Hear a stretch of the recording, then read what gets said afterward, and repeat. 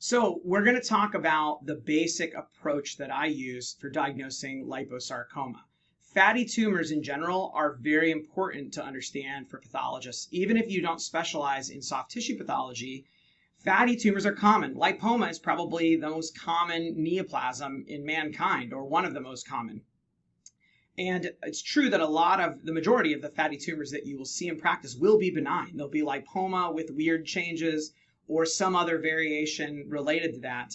And those are all very important things to know. But before you can really feel comfortable with saying, this is just a weird reactive change in normal fat, benign fat, you need to know what liposarcomas really look like and how to make the diagnosis with confidence. So we're going to talk about the main categories, and I'm going to give you the basic kind of framework that I use to think about how liposarcomas work and what the main families or groups are.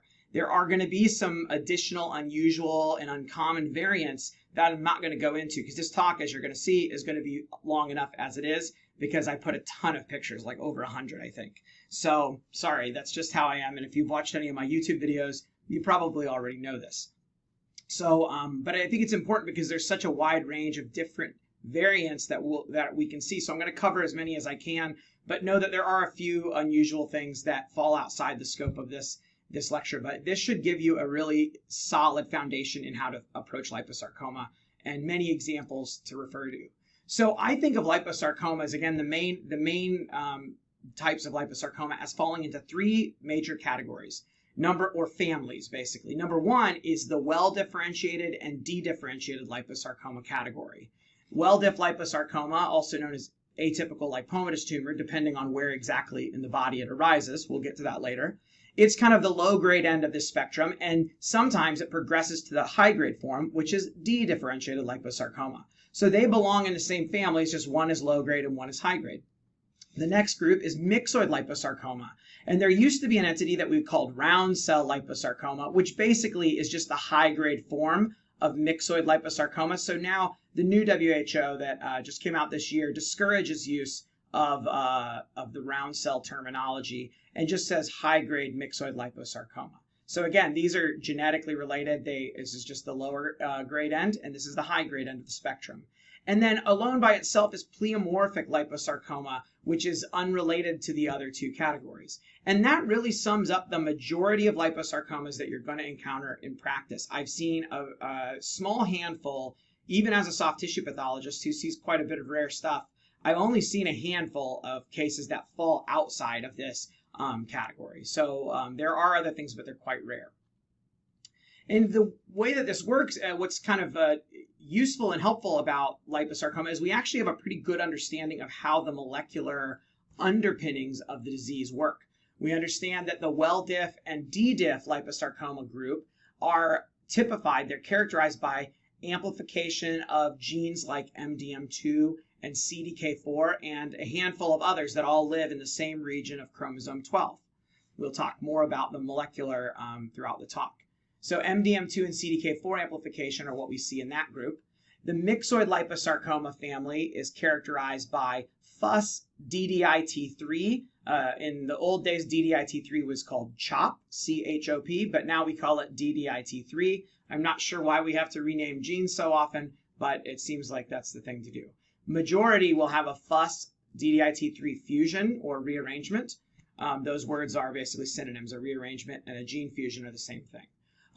Alternatively, there's a small subset that will have Ewing's gene, EWSR1, the Ewing's gene, fused with DDIT3.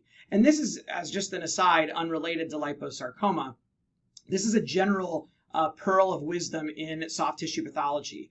If there is a tumor that has an EWS rearrangement, you can bet that eventually someone will probably discover that sometimes that tumor has a FUS instead of the EWS fused with whatever the partner gene is. And the converse is also true. So because FUS and EWSR1 are kind of in the same gene family, they're related to each other and they work kind of similar, and the actual mechanics of that is way beyond my knowledge and something better explained by a molecular pathologist. But my understanding is that they work in a similar way, so they can both serve the same purpose as a fusion partner to drive the oncogenic protein to be created and then drive the growth of the tumor. So that's a myxoid liposarcoma. And then pleomorphic liposarcomas don't have a recurrent abnormality. They do have molecular abnormalities, but it's different for each individual case. They have aneuploidy, which means random chromosomal gains and losses and instability. And because of that, they have a complex karyotype. And so there's not any molecular abnormality you can test for to prove a diagnosis of pleomorphic liposarcoma. It's basically made purely on H&E sections and what you see under the microscope. So let's talk first about pleomorphic lipoblasts. They are cells that are pleomorphic and have sharply circumscribed cytoplasmic vacuoles. The vacuoles have to be empty or white. They're clear, and that's because they're filled with lipid. My screen is advancing on its own.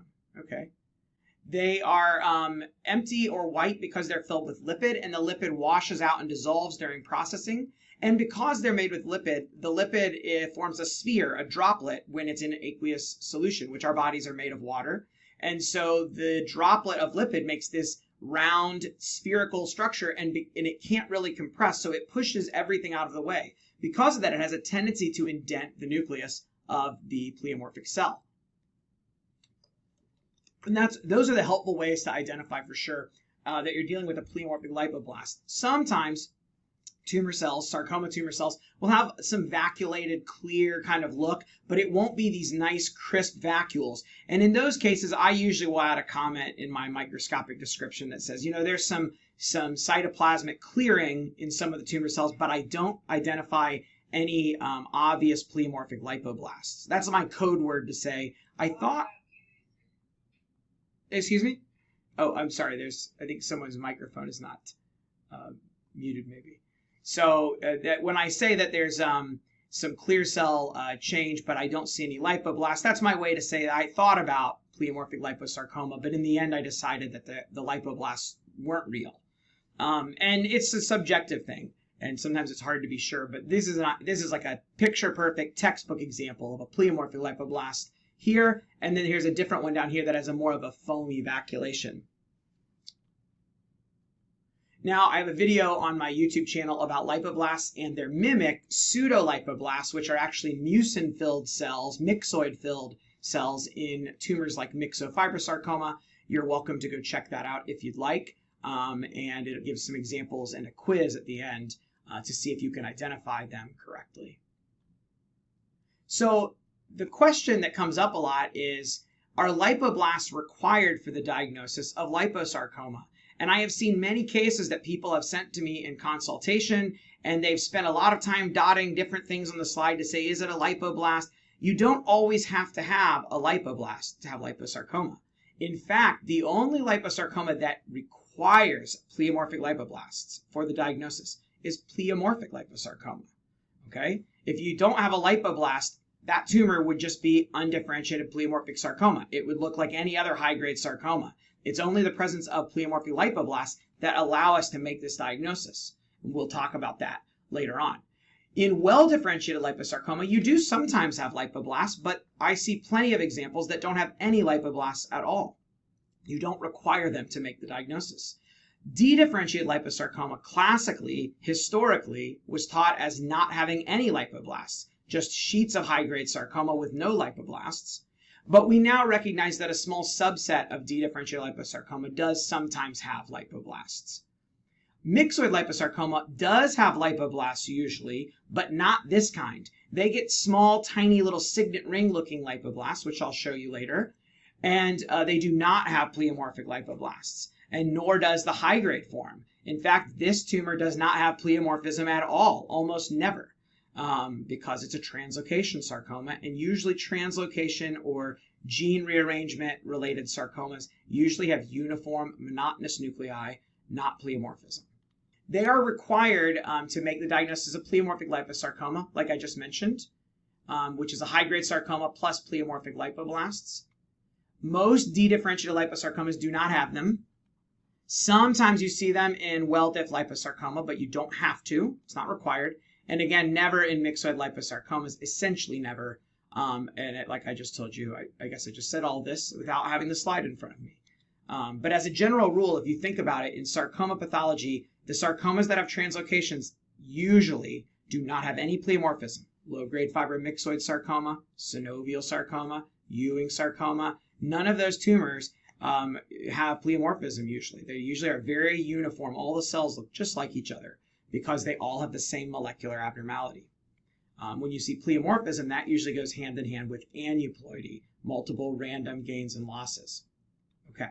And again, there is a rare variant in kids that can have pleomorphism, but it's, in my opinion, is probably not really myxoid liposarcoma. It's something else because it doesn't have the same molecular abnormality, to my understanding. Now, what about this? What is this cell right here? This is important because a lot of people don't know about this, even though this finding has been around and has been known since the 1800s. These cells right here have a vacuole. There's like 2 vacuoles in that nucleus. Here's a little bubble in this nucleus. And sometimes people will send me a lipoma or something and have all these little things dotted on the slides and say, are these lipoblasts? And the answer is no. These are not lipoblasts. These are called Lachkern. Lachkern, it means nuclear lake in German. At least that's my understanding of what it means. It's a little lake, a little collection of lipid, of fat, that forms a vacuole or sometimes 2 or 3 little vacuoles in the nucleus of adipocytes. It is a common normal finding that you can see in any mature adipocyte. You can see it in the normal subcutaneous fat. Go look the next time you get a resection of a melanoma or a squamous cell carcinoma. Go look down in the subcutis. If you look around, you'll find these cells. They're there. The reason we don't see them all the time is because normally adipocyte nuclei we normally think of as having a spindled shape, because when we see an adipocyte, it's this big round white thing, and it's got a little tiny sliver, a little thin nucleus at the edge of the cell. But if you turn that cell 90 degrees, what you see is a disc or oval shaped cell. So the cell is kind of the shape of a plate. If you turn it one way, it looks very thin and spindled. If you flip it 90 degrees, it looks round or oval. And so what you're seeing here is, look at all this pink stuff around the edge of this. This is what's happened is the nuclear membrane has folded over and the nucleus of the adipocyte has folded with it. And now we're getting an en face section through the nucleus of the adipocyte. So adipocyte nuclei normally have these little droplets. We just can't normally see them because the way that we see normal fat is usually the adipocyte nucleus is pushed out to the outer cell membrane by all of the lipid in the cell, and we don't actually see it flipped like this. So it's more common to see Lachkern in times where you have a thick section that's folded, or when you have fat atrophy or fat necrosis. Those are times that you're more likely to see Lachkern. But just know that this is a normal finding. You can see it in normal fat that's non-neoplastic. You can see it in lipomas and angiolipomas. You can see it in well-diff liposarcoma. Any tumor or any situation where you have mature adipocytes, you can see Lachkern.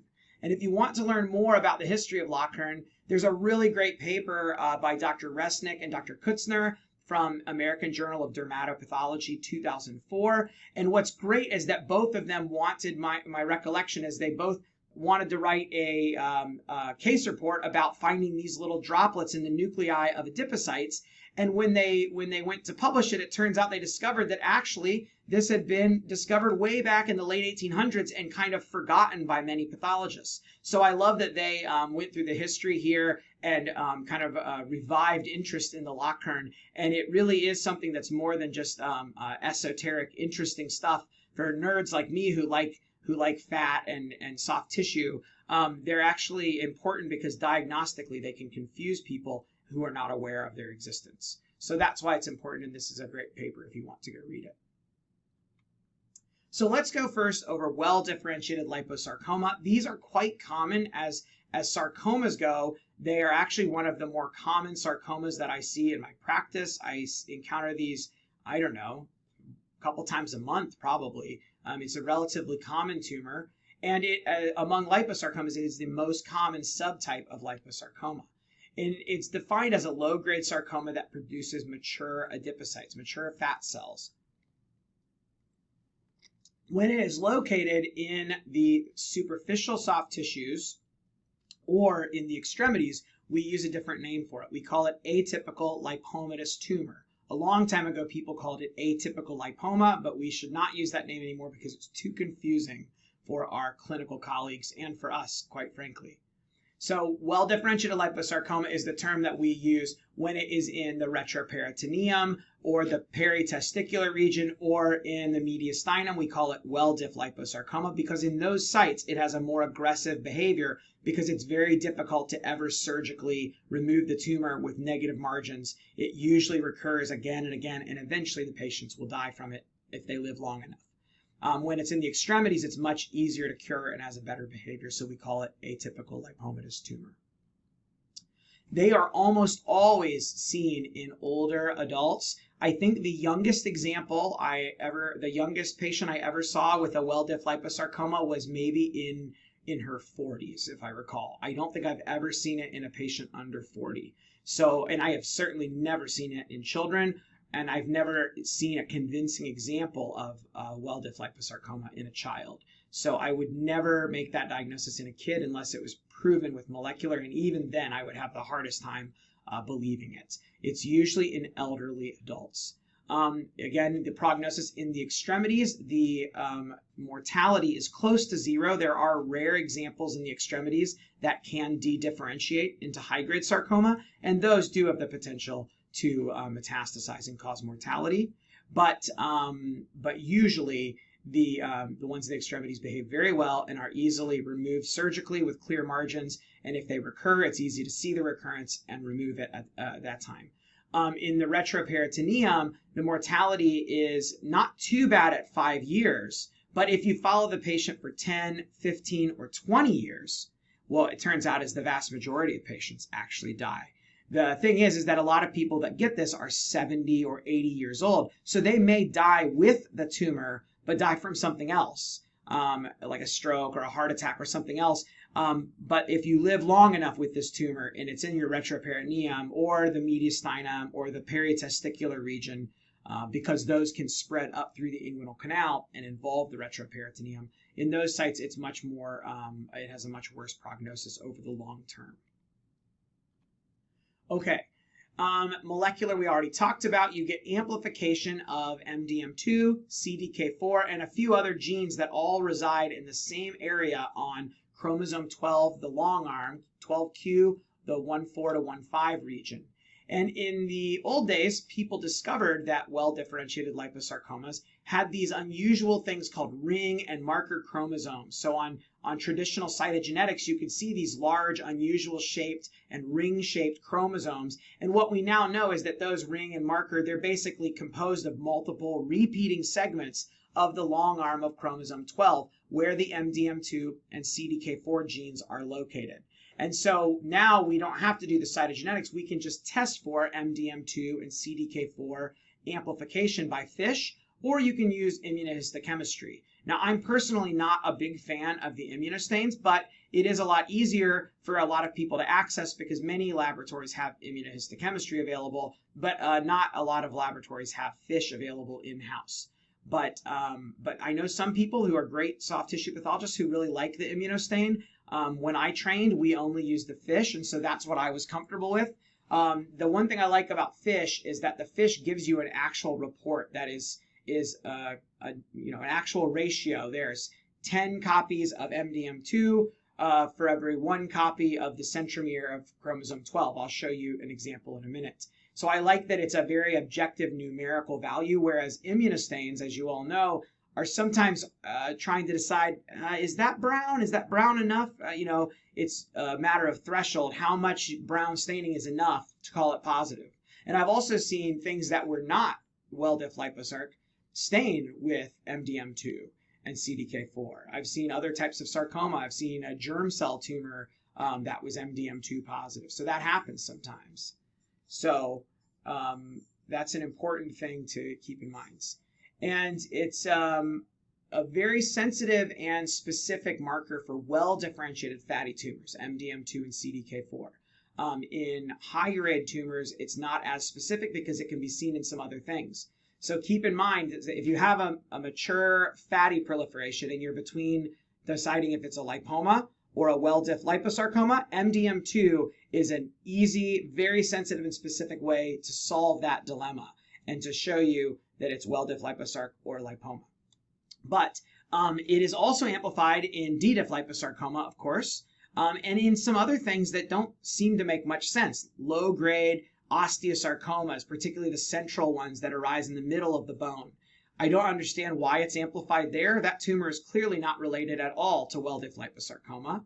Intimal sarcomas in the great vessels or in the inside of the heart can be MDM2 amplified. Again, they seem to have no relationship to well-diff liposarc, but they have the same molecular abnormality. So that's, I think, a thing that I've learned with molecular pathology. Sometimes it's very helpful and it answers questions for us. But then we discover these unusual things like two very different tumors that have identical molecular abnormalities, and we don't fully understand why that happens. So molecular pathology answers some questions and then creates many new ones that we still have to discover the answers to.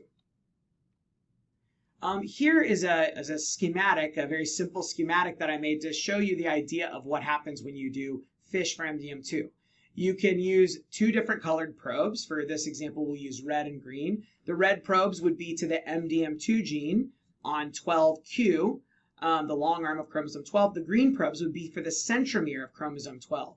So in a normal cell, you have two copies of each chromosome. So you should have two green dots and two red dots, right? So you have two copies of the centromere of chromosome 12 and two copies of the MDM2 gene. But what happens when it's amplified is all of those extra repeated segments allow there to be multiple extra copies of the MDM2 gene, but still only two copies of chromosome 12 centromere, which means that the chromosome itself, there's still only two chromosome 12s. They're not extra chromosomes. You're just getting extra copies of the MDM2 gene. It's similar to the concept of how HER2/neu is amplified. This is what amplification is as a concept. It's different than mutation or translocation, and that's important to remember when we're talking about molecular pathology, that it's not just the gene that matters, it's what abnormality happens to the gene that helps decide what the tumor actually is. And here's another point I'll make is that in FISH, if you have multiple copies of both green and red dots, well, that means there are extra copies of the chromosome itself. So it's going to be increased copies of the centromere and of the gene. That's not the same as amplification. Okay, so that can be seen in lots of different tumors, particularly pleomorphic high-grade tumors that have random gains and losses of chromosomes. And here's an actual picture of MDM2 amplified in a liposarcoma by my friend and colleague, Dr. Julia Bridge, who's amazing and really one of the pioneers of FISH in soft tissue pathology. She discovered lots of things that we now use in practice. So you can see that each cell has two copies of the centromere 12 probe and lots of copies of the MDM2 probe. Many extra copies. All right, so what are the microscopic features of well-diff liposarcoma? Hyperchromatic atypical spindle cells. That is the key feature you're looking for. Ugly pleomorphic cells scattered in a background of mature fat. Okay? That's the main thing that you need to make the diagnosis. Oftentimes, the adipocytes will have varying size and shape. They'll be kind of small, medium, and large. Oftentimes, you'll have fibrous septa between the adipocytes, these big fibrous bands, but you don't have to have those things, okay? What you really need to have to make the diagnosis on H&E is the atypical spindle cells scattered in the fatty background. And rare cases can actually look very much like a lipoma and have no atypia at all. It's rare, but I've seen a few examples of that. And remember what I said, lipoblasts may be seen, but they are certainly not required for the diagnosis of well-diff liposarcoma, okay? Or atypical lipomatous tumor. The rules for how to diagnose well-diff liposarcoma and atypical lipomatous tumor are identical. The only thing that changes the name is where the tumor is located anatomically. So now let's look at some pathology pictures, and I promise we're going to have lots and lots of pictures. Here is an example of a well-diff liposarcoma, a classic example, and this is what you're going to see at very low power. This is like a digital slide, so it's like 1x magnification, lower than my microscope even goes to. From low power, what you're going to see is mature fat, and oftentimes bands of fibrous tissue, collagen, that are dividing up the fat, okay? And when you're on, you don't even have to be on very high magnification to see it, but you will see usually these hyperchromatic atypical spindle cells, usually from 4x objective, you can easily see them. Often on 2x objective, you can see them. So you don't have to go around every fatty tumor at 40x high magnification looking for atypia. If I see stuff from low power that makes me suspicious, then I look closer. But usually I scan fatty tumors from low power and see areas that look either cellular, or if I see a dark dot, or if I see fibrous bands, then those are areas I go in closer to inspect. Okay? And note that the adipocytes are of varying size. That's a really useful clue. Sometimes you can see this in lipomas, fat necrosis, and other things. But if I see mature adipocytes that have varying size, look, we got small little tiny ones here, we got medium-sized ones here, and then we got big giant ones here. So this is kind of a sign that the fat is, even though it looks like mature fat, and it is, it's not normal fat. This is the cell of diagnostic interest. This is exactly what you want to find. If you give me a big fatty tumor in the retroperitoneum that's all mature fat, and I have one good hyperchromatic atypical cell like this, I'm usually pretty comfortable calling that well-diff liposarcoma. No need for MDM2 or anything else for me. Every pathologist has a different comfort level. I've seen lots and lots of liposarcomas, so I'm probably more comfortable than a lot of people. But I usually use MDM2 when I'm struggling with a case. I use it when I think it's a lipoma, but it's really big, like greater than 10 centimeters, or I see a little bit of kind of atypia and I'm not sure if it's enough and I want to be sure, so I do MDM2. Or sometimes if it looks just like a lipoma, but it's behaved in an unusual way. Lipomas usually do not recur after surgery. So if I hear that a lipoma has recurred once or twice even, I will usually do MDM2 just to be sure that it's not a well-diff liposarcoma mimicking lipoma. Okay, but the hyperchromatic atypical pleomorphic cells scattered about, usually they're in the fibrous areas, but sometimes right in between the fat, and they have a very smudgy, dense, very, very dark chromatin. Okay, so that's really helpful. They're so dense and dark, and the chromatin is so squished and smudged together, and I find that a very useful diagnostic clue. Sometimes also, and this was something my mentor Sharon Weiss taught me, is that if you're having trouble, you feel like you should find some atypia and you're suspicious it's well-diff liposarc, but you can't find the cells, go look around the vessels. They have an unusual proclivity for being close proximity to the walls of vessels. So finding hyperchromatic atypical cells there can be really helpful. All right, now here's a different example. This is mature fat. It looks really a lot like a lipoma. There's a little bit of fibrous bands here, but you can see fibrous bands in lipomas sometimes. And also look at this stuff. This is skeletal muscle. So the fat is splaying apart and kind of infiltrating between the skeletal muscle. Now that infiltrative growth by itself is not a sign of malignancy in mature fatty tumors, because intramuscular lipoma does that exact same thing, that exact same pattern from low power. Okay, but if I see a large, deep fatty tumor, I want to be sure that it is actually an intramuscular lipoma and not a well-diff liposarcoma or atypical lipomatous tumor. So the most common place to see this pattern is going to be in the thigh. And that's where we see intramuscular lipomas too. And again, if it's bigger than 10 centimeters, those are the times that I generally like to do FISH.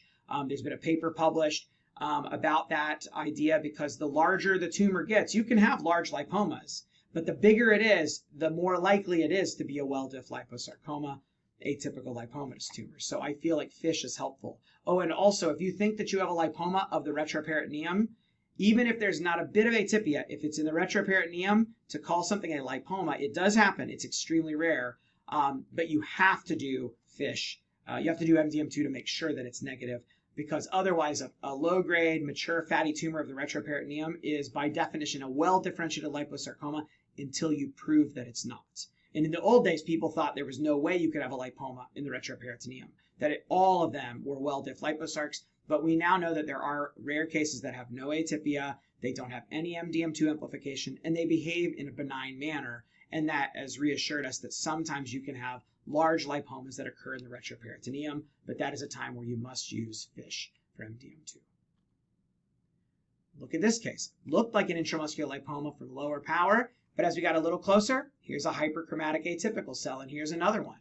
And there's a little bit of fibrous bands right here. But otherwise, most of the tumor looks like a lipoma. Here's a closer view, and again, you can see how hyperchromatic and smudgy the chromatin is. Here's some right there also. Here's an example that looks I mean entirely like a lipoma for the vast majority, except here's a couple atypical cells here, and if you look up here at the top, there's a couple right there. All right. This otherwise looks just like a lipoma. It is just very focal. So this is what we call the lipoma-like pattern of atypical lipomatous tumor, well-differentiated liposarcoma. These are the ones, this is the reason that if I have a large fatty tumor or a recurrent one, I'll do FISH, because sometimes it can be very focal and you just might not sample the right area when you're doing your gross dissection and miss the fact that there's actually atypia there.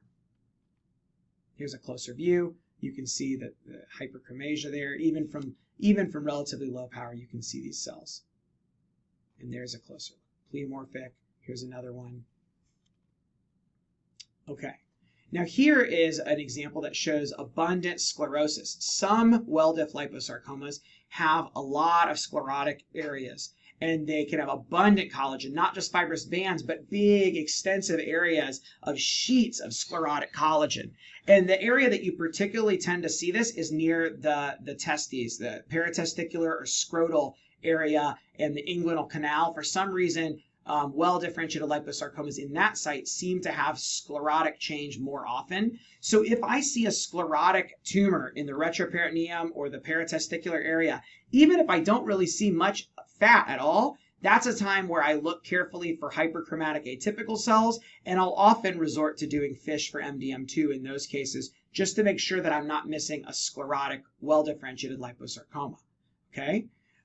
You can see also there is some fat necrosis here. Sometimes you can have fat necrosis in lipomas. It can make them mimic well-diff liposarc, but you can also have fat necrosis in well-differentiated liposarcoma. So fat necrosis by itself doesn't prove either benign or malignant, but it can. It's good to know about because it can complicate the way you interpret fatty tumors when there is fat necrosis present. Here's an example that has very, very nice fibrous banding, these nice long bands that are dividing the fatty components of the tumor. Even from low power, you can see the varying size of adipocytes. There's small, medium, and large ones. But what I want to point out about this example is there's blue here. There's myxoid change. Guess what? Myxoid change we all think of in myxoid liposarcoma, but all liposarcoma varieties pretty much can have myxoid variation.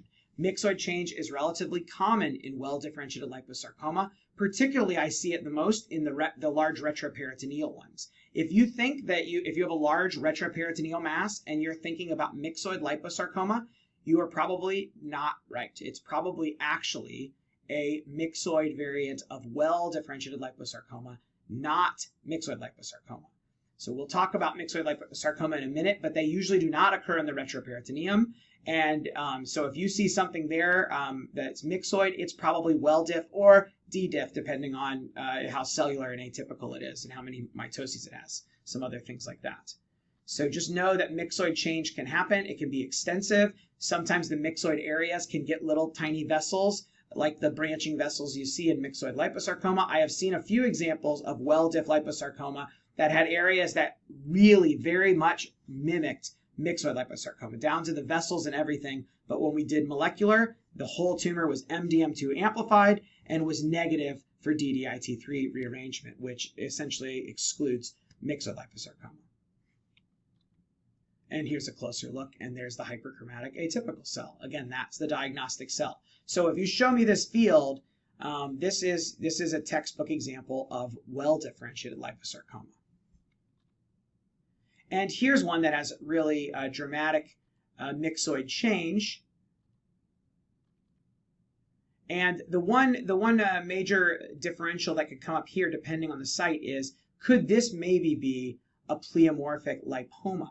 So if it's a large deep mass, it's much more likely to be well-differentiated liposarcoma, atypical lipomatous tumor. But if it's a small subcutaneous lesion, particularly on the upper back or posterior neck, then it would be more likely to be a pleomorphic lipoma. Sometimes it can be hard to tell them apart, and in those cases, I use FISH for MDM2. You can also do immunostaining for retinoblastoma, RB1, which will be lost in the majority of spindle cell and pleomorphic lipomas. I don't think that I have a video yet on my channel about spindle cell and pleomorphic lipoma.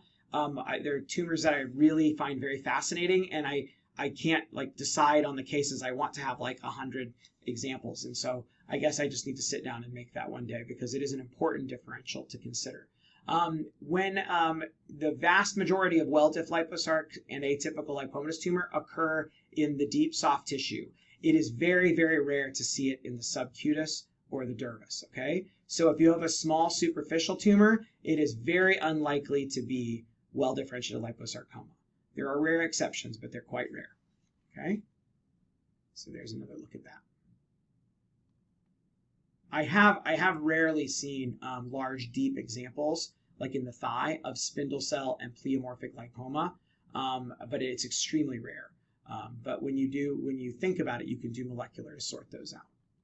Okay. So this is another example, and you can see here, this is a nice example of a pleomorphic lipoblast. And here's one too. This is one where the vacuole is so big it completely overwhelms the nucleus. So pleomorphic lipoblast sometimes look perfect like those pictures I showed at the beginning, but sometimes they're a little bit funny and weird and don't quite fit into the normal spectrum. And look over here, hyperchromatic atypical cell right at the periphery of a vessel. So if you see this myxoid background, do not be fooled. This is definitely not a myxoid liposarcoma.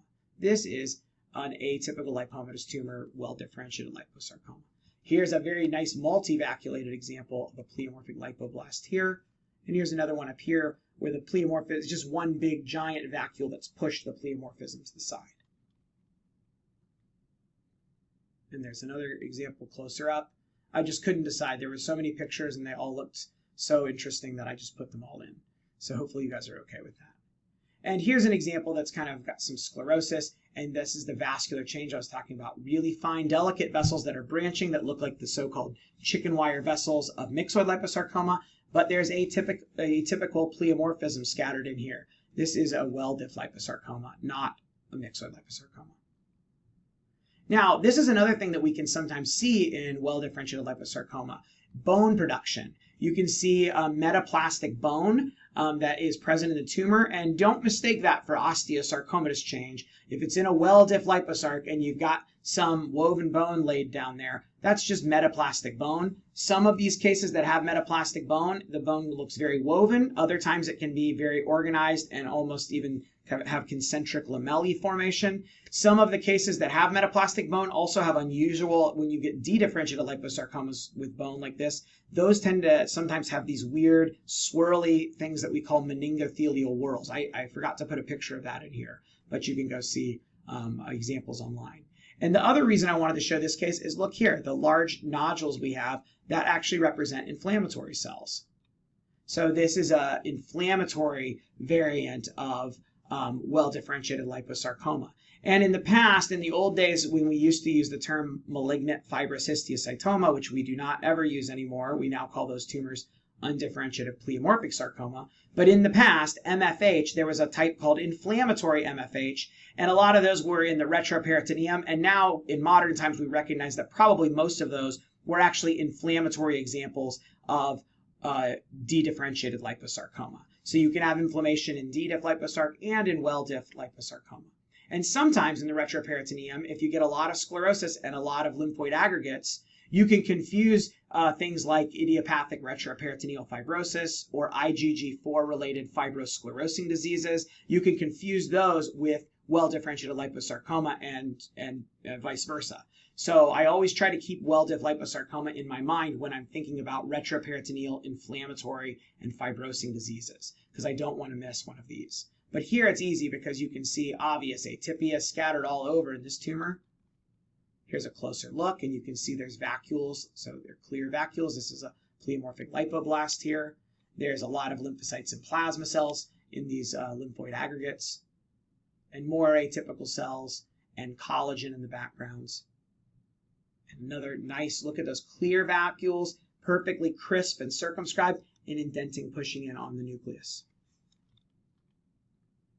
And here's just more examples from the same tumor. I like this tumor a lot, this particular case, and I took tons of pictures. Here's a look at the bone.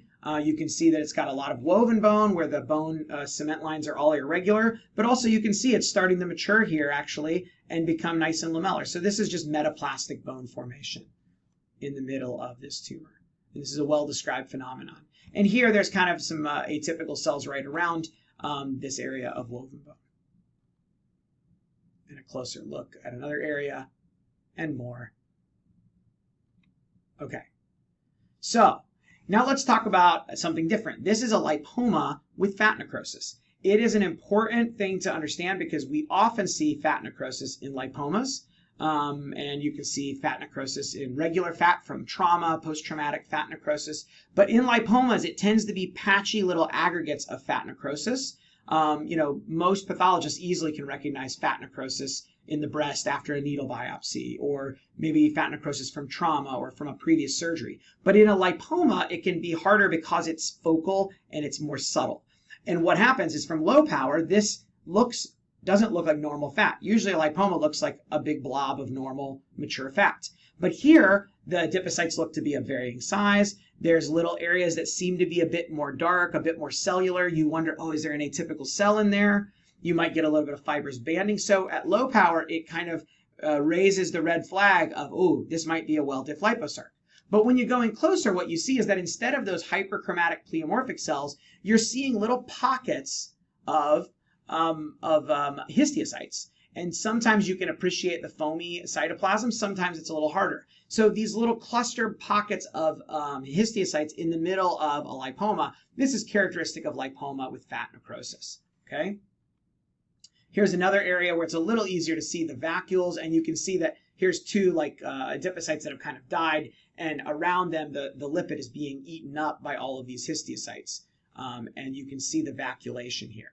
So this is what, when you go to higher power, this is what you would normally see in a lipoma with fat necrosis.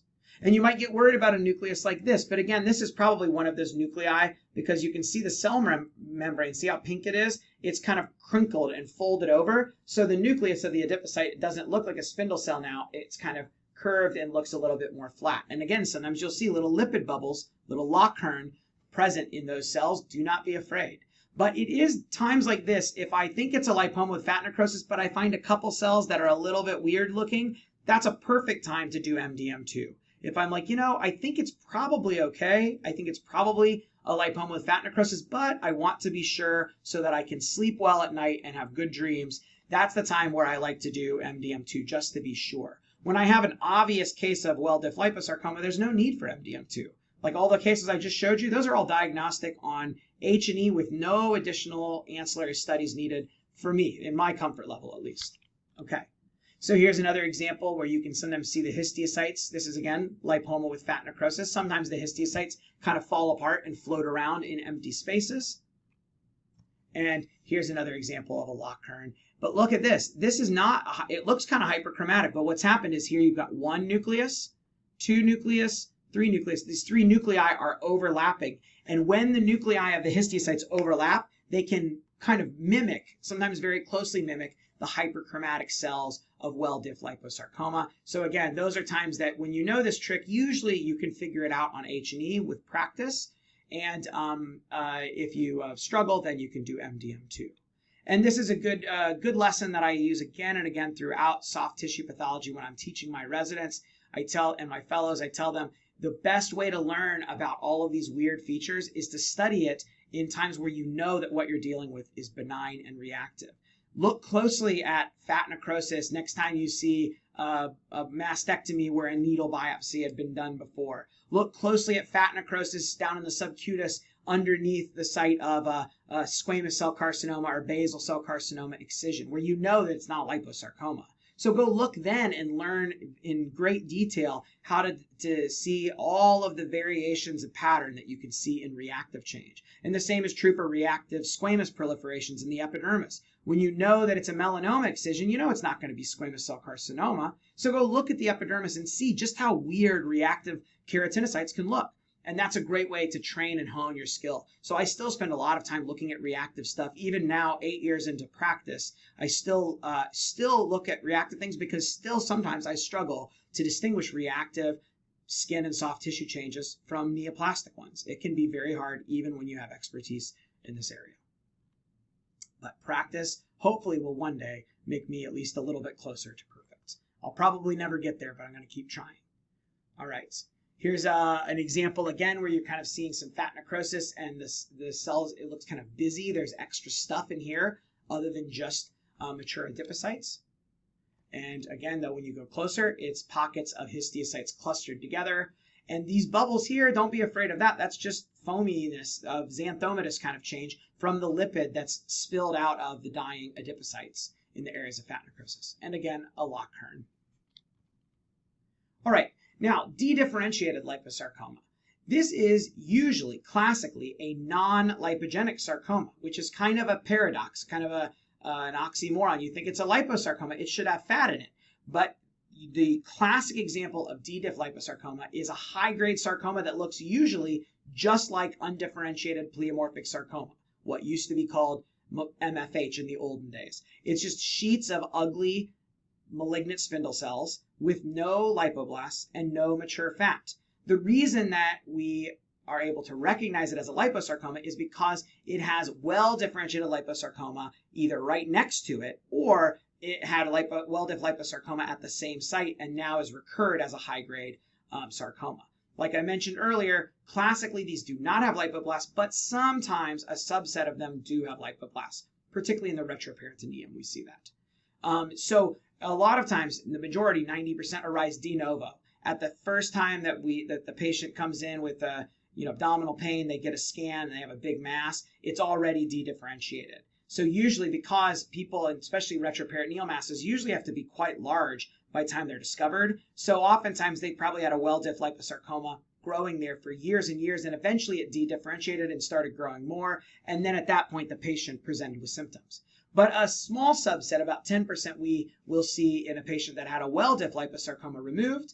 Then a couple years later, they get a new mass at that same site. And when that's removed, instead of it being well-diff recurrent, it's actually high-grade sarcoma. So by definition, that is dedifferentiated liposarcoma. These are the most common sites, the same sites as we see well-differentiated liposarcoma usually. But the most common place that well-differentiated liposarcomas transform into D-diff is in the retroperitoneum. And the reason for that probably is not so much because of the site itself. It's just because of what I just told you, that usually when you have a retroperitoneal mass, it takes a long time for it to get big enough for the patient to have symptoms. Whereas if you have a mass in your thigh, you're going to notice it a lot sooner and when it's not been there as long probably. So we think that the longer duration of time that a well-differentiated liposarcoma is existing and growing, that's what raises its chance of becoming dedifferentiated. Although exactly how this process happens, we're not fully clear on yet, as far as I know. Again, just like well-diff liposarcoma, these are usually tumors of older adults, okay, not young people. The problem, dedifferentiated liposarcoma is kind of unusual. It's very ugly, very high grade in most cases. There is a rare low-grade variant, but that's kind of outside the scope of this talk and is a little bit controversial. But usually they're high-grade sarcomas. They look really ugly, but surprisingly, despite how ugly they look, their 5-year survival is actually better than most other pleomorphic high-grade adult sarcomas, okay? Because for some reason, they don't tend to metastasize distantly very often. So at 5 years out, 70% of patients, even though they have this high-grade nasty sarcoma, the majority of patients will not have lung metastases, okay? And so the tumor kind of grows locally, and it's that local growth, especially if it's in the retroperitoneum, just like well-diff liposarcoma. If you follow these patients long enough, they will eventually recur again and again, and the majority of patients will probably die eventually from their disease if you follow them a long time, but not at 5 years. It's much longer out usually for these patients than for other types of sarcomas, like pleomorphic liposarcoma, for example. It is very aggressive, and about 50% of cases will metastasize within a few years of diagnosis. D-diff liposarcoma behaves quite differently for some reason, and we're not sure why. At least I'm not sure why. And again, just like for well-diff, it's amplification of the 12q14 to 15 region where MDM2 and CDK4 reside. And here's an example of an MDM2 immunostain. Again, when it's nice, I mean, this is pretty good staining here. It's pretty clean background. But what if you just had a cell like that? It's a little bit brown. Is that enough brown to tell someone that they've got a liposarcoma? I don't know. It doesn't really sit terribly well with me personally. I've heard of some people using this stain as a screen. If you do the stain and it's negative, then the tumor's probably not well-differentiated or dedifferentiated liposarcoma, and you don't necessarily need to go on to FISH. Whereas if it's positive, then you could go on as a reflexive test to FISH to confirm it. But in my practice, it's relatively easy to get MDM2 fish. So I just order that up front, and it's not very much more expensive than the immunostain, honestly. But I understand that in different areas of the United States, even, let alone other countries, sometimes fish just may not be available, and immunohistochemistry may be the best thing you have. And there's nothing wrong with that. Again, everyone has to practice within their own what's available in their practice and their own comfort level diagnostically.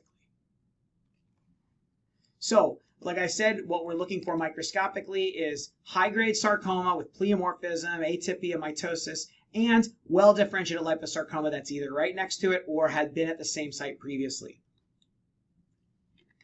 Although, we do recognize now that there are exceptions. Like I said, sometimes you do actually see lipoblasts, and also sometimes when the dedifferentiated liposarcoma is discovered, it has overgrown any well-diff component, and there's no well-differentiated component left. All you can see is high-grade sarcoma.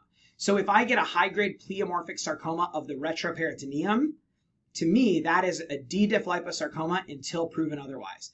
Almost always, it ends up being D-diff liposarcoma if you do fish, unless it's some other specific subtype of sarcoma. So to me, that's my top differential when I see a high-grade sarcoma in the retroperitoneum. Even if I don't see a well-diff component, the first thing I think of is D-diff liposarcoma. Okay, so here's some examples. Here we have a large nodule of spindled sarcoma. Doesn't have any lipoblasts or fatty differentiation. There might be a couple little entrapped adipocytes over here. But if you look at the edges of this tumor, let's go in closer, what we see is mature fat and some scattered hyperchromatic atypical cells scattered around there, okay? So this is the well-diff liposarcoma component that's just visible at the very edge of the tumor in this case. Here's a closer look at the cellular area, and you can see ugly pleomorphic atypical cells, and it looks like other high-grade sarcomas. There's nothing about this that it would look at and think, oh, it's D-diff liposarcoma. It just looks like UPS or anything else. You could argue that that may be a little tiny lipoblast or something there, but I feel like central vacuoles in the middle of all sorts of different sarcomas are a relatively common finding to see intranuclear vacuoles or pseudo-inclusions. Here's a closer look at the atypical cells, just like other high-grade adult pleomorphic sarcomas. Here's a different example, and these are two pieces of tumor from the same tumor, and I think dedifferentiated liposarcomas have an amazing heterogeneity of morphologic features. They can run this very wide spectrum of being very, very pleomorphic and sheet-like, having kind of round cells, having elongated spindle cells, having myxoid areas. Like I said, you can have myxoid change in basically every different type of liposarcoma. So here's a D-diff liposarcoma that's got pockets of myxoid change. From low power, if you didn't tell me anything else about this case, my first thought at this would be myxofibrosarcoma, high grade. But once you tell me this is in the retroperitoneum, which is where this case was from, it was a huge mass right around the kidney, and I think it was abutting the pancreas. It filled up most of the retroperitoneum, and that's a pretty common scenario. So then it is probably not myxofibrosarcoma. It's almost certainly going to be D-diff liposarcoma because of the site being so much more common for D-diff liposarc. But here, another piece of the same tumor has a big zone of well-diff component, and then some kind of D-diff component at the edge there. So it's really heterogeneous. Here's again a closer look. This is the high-grade D-diff area, and this area here shows the adipocytes of varying size, the fibrous bands in between, and as you go closer, you can see some scattered hyperchromatic atypical cells.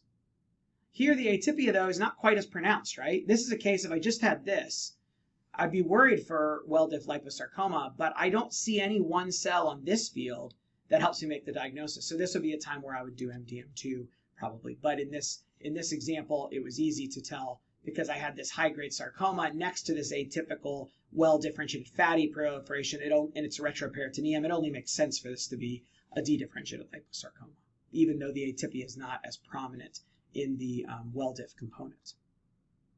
And how I report these is I say dedifferentiated liposarcoma, high grade, the size of the tumor, and then I usually just say a well-differentiated component is also present. And I tend to usually give the margins and say that I don't see any D-diff at the margin, or I do, and also if I see well-diff at the margin or not, because I think that makes they may not necessarily treat it differently, but it is helpful to know what component is maybe left behind in the patient and likely to recur, and what for other future pathologists reading your report, for them to know, oh, it looks like they got the high grade area out, but the low grade well diff area went to the margins, so I might be expecting to see that on a subsequent specimen from this site.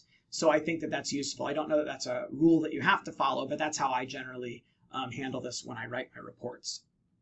Okay, here's an area that has kind of a little rounded cells. And look, their round cells kind of spread apart. There's a bit of myxoid background. There's some very delicate vessels. I mean, you could start to think about myxoid liposarcoma here. There's a bit of pleomorphism that would argue against that. But again, this is part of this D-diff, well-diff liposarc I just showed you.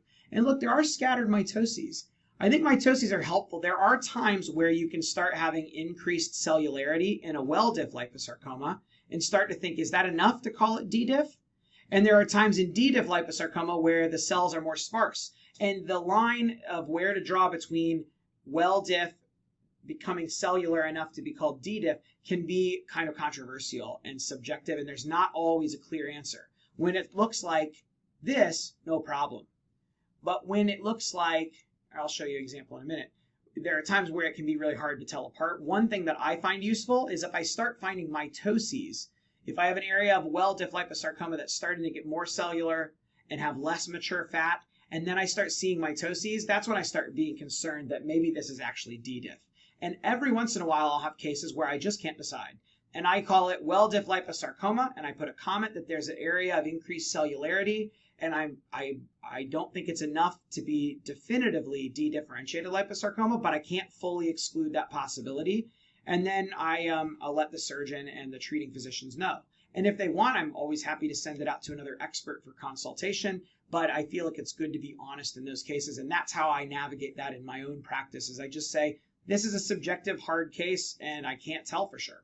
And usually my treating physician colleagues are pretty understanding when I say things like that, because they know I'm going to be the first one to tell them if I have uncertainty about a case. I want them to know that they can trust me, that I'm going to be the one to tell them that.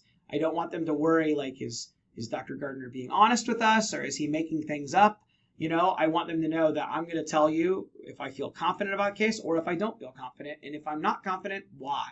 So that's a kind of the philosophical practice of pathology, but I think that's important stuff, and the further I go into practice, the more I realize how diagnosing disease is one thing, but learning how to have that conversation with our colleagues so that we can come together as a team and provide the best patient care, that's really the crucial skill that we all have to have.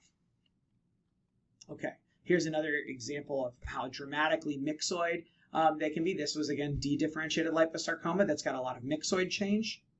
Here's one that has cellular spindle cells with a herringbone pattern, these intersecting fascicles. Another video on my to-do list to make for my YouTube channel is a video about all the different types of tumors that can give you herringbone pattern. In the old days, we said herringbone pattern meant fibrosarcoma. And now I almost never use the diagnosis of fibrosarcoma. It's a vanishingly rare entity.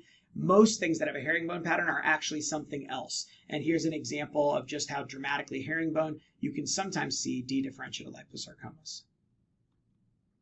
Here's an example of bone production, but unlike the other case that I showed you earlier in the well-diff liposarcoma, we had bone that was benign bone being made as metaplastic bone production or metaplastic ossification. But here, I would argue that we've got this very disorganized, immature bone, but when we look closer, we can see high-grade atypical cells that are creating the bone and being entrapped within it. And kind of almost a lace-like pattern of osteoid, very much like what you'd see in an osteosarcoma. And here's an example. This is like picture-perfect osteosarcoma, right? In fact, I've used this in lectures for medical students as this is a great example of what osteosarcoma looks like. But guess what? This is actually a large retroperitoneal mass, and you guessed it, this is actually dedifferentiated liposarcoma that had osteosarcomatous component. We call that heterologous differentiation, when a tumor makes a different type of tissue that doesn't belong in that location. Just kind of a fancy terminology. To my knowledge, this does not impact prognosis or treatment at all. I do usually mention it when I see it. I put it in my report that there's heterologous osteosarcomatous component. I let my treating colleagues know that I don't think that this has any difference on the behavior of the tumor or how it should be treated. To my knowledge, these are not treated like osteosarcomas. They're still treated like high-grade liposarcomas. But I think it's important to know, because if it metastasizes, the metastasis might look just like osteosarcoma, and that could really confuse everyone. So it's a really great example, though, of the little wispy osteoid. And if you need a review of how to diagnose osteosarcomas, I actually have a bone and soft tissue pathology board review that I released on my channel a while back. And if you go look for that, the very first case that I go over, I think they went over like 20 cases or so. And the very first one is actually a real osteosarcoma of bone. So if you need a refresher, you can go check that out. All right. So here's an example, again, where you're seeing the cellular areas on the right that look like high-grade sarcoma with a bit of myxoid change here, the well-differentiated area on the left. But, I told you that usually the dedifferentiated component is a solid sheet with no fat. But here we can see there's mature fat, and there's even some little bubbly cells. And when we look closer, this stuff looks just like any other high-grade sarcoma, like UPS. Nothing about this looks like a liposarcoma. And we wouldn't know, except that we can see that it's growing right next to a well-diff liposarcoma. But then look at this area from the same tumor. Obvious, dramatic example of many, many pleomorphic lipoblasts. So this has got pleomorphic lipoblasts, which we used to say should not be seen in dedifferentiated liposarcoma. We see pleomorphic lipoblast in pleomorphic liposarcoma. So because of the pleomorphic and dedifferentiated both sound like ugly high-grade tumors. So a lot of times I find that my residents have trouble remembering which one is which. The general rule is if it's a high-grade sarcoma that doesn't have lipoblasts but is growing next to well-diff, then we call that a D-diff liposarc. If it's a high-grade sarcoma that has pleomorphic lipoblast, then it's a pleomorphic liposarc. But what happened is a couple of decades ago, several prominent soft tissue pathologists started reporting cases of pleomorphic liposarcoma from the retroperitoneum.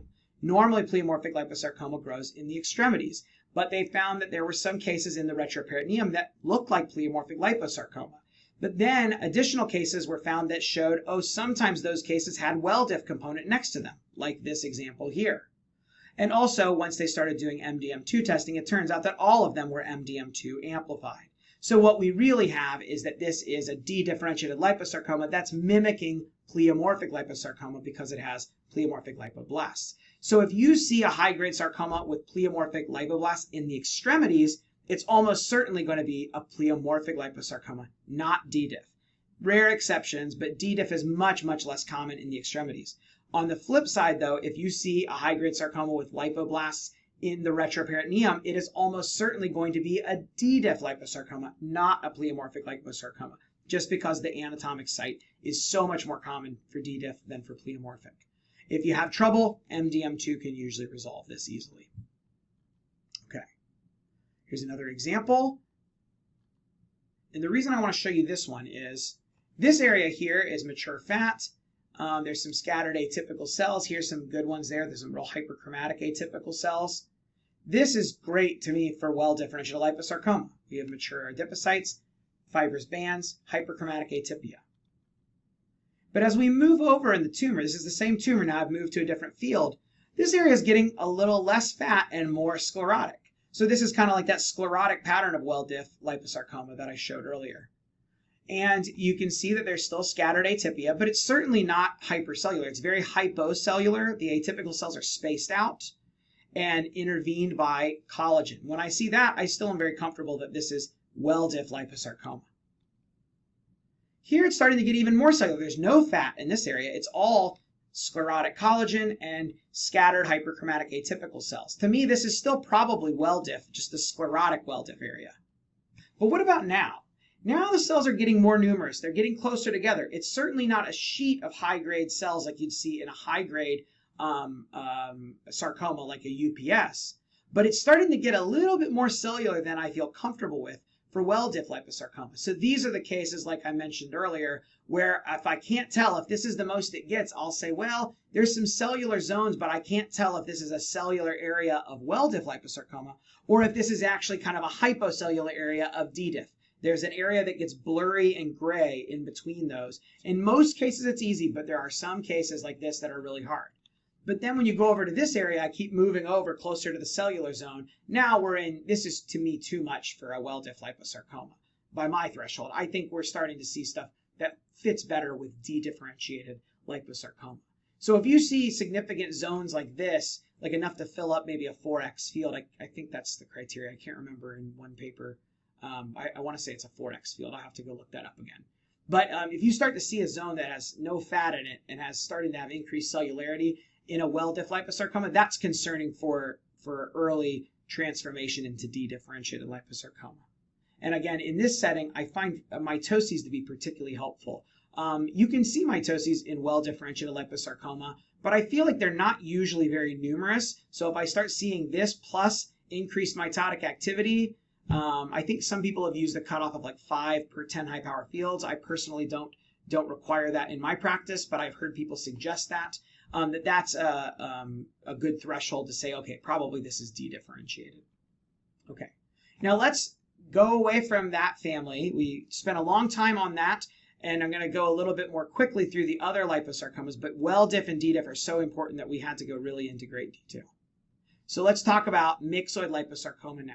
It is a sarcoma with uniform round or oval cells, a myxoid background, and a very characteristic blood vessel pattern. Usually, the majority of these occur in the deep soft tissue of the thigh.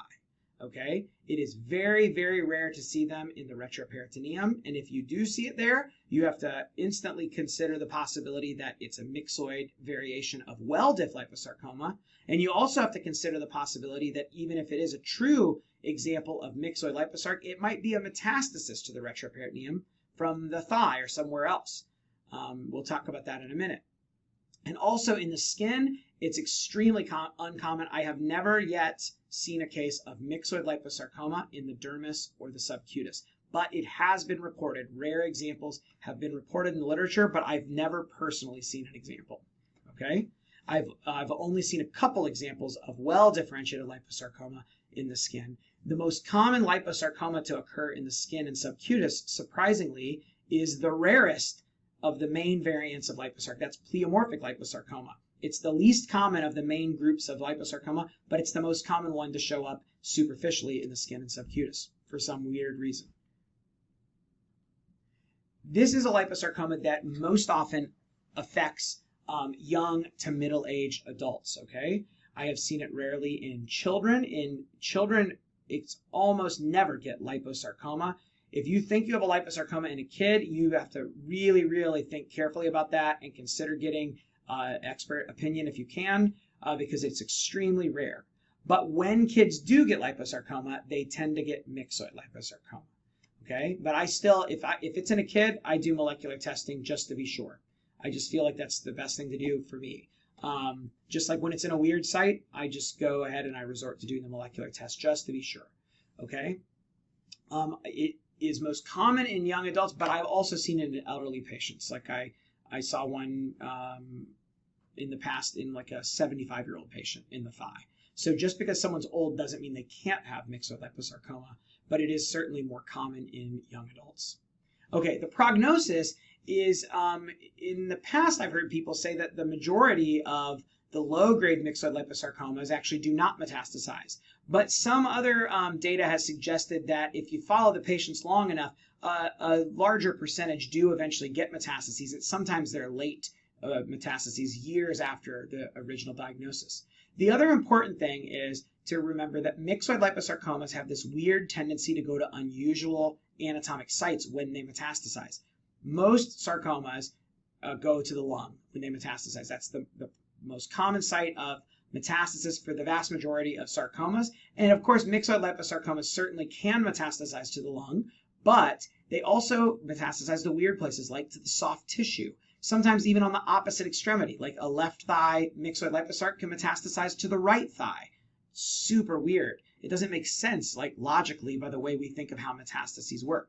And I still don't understand why this happens. It can go to the axilla, to the retroperitoneum. So again, if you see one in the retroperitoneum or any weird site, I usually will tell the treating physician, hey, this is very unusual to see a primary myxoid liposarc in this site, but sometimes metastases can come here. So check if the patient has a history of myxoid liposarcoma in the past, and also consider doing full body imaging to see if there's another primary site, because obviously they might manage it differently if it's a metastasis versus a primary.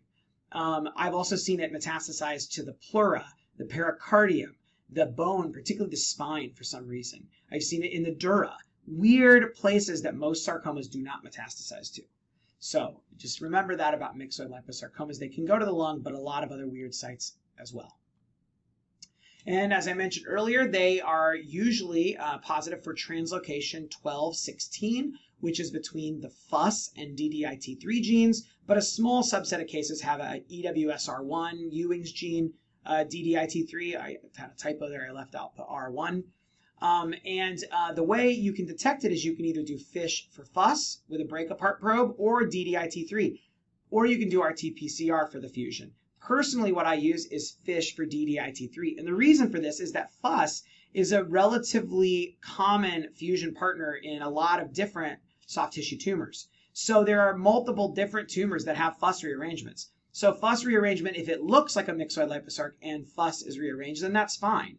But personally, I think it's easier because DDIT3, to my knowledge, I'm only aware of it being translocated or rearranged in myxoid liposarcoma. There may be some other rare thing that I just am not familiar with, but that's the main thing that you see it in. And FUS can be seen in low-grade fibromyxoid sarcoma, angiomatoid fibrous histiocytoma, some of them. Some rare examples of Ewing sarcoma, PNET, can have FUS as a variant instead of the Ewing's gene. So because of that, the take-home point, though, is that all the molecular is really helpful. It can be, but you always have to couple molecular findings with what we see under the microscope and with what makes sense clinically, okay? That's why I think molecular pathology, I don't foresee it as totally replacing what we do with H&E light microscopy, because morphology of lesions is still really important. Even in this age of molecular and immunohistochemical stains, we still have to correlate what we're seeing under the microscope, and also we have to put it together with the clinical picture. Sometimes something looks very much like a certain entity, but there's just no way it makes sense clinically, right? And so we have to keep that in mind.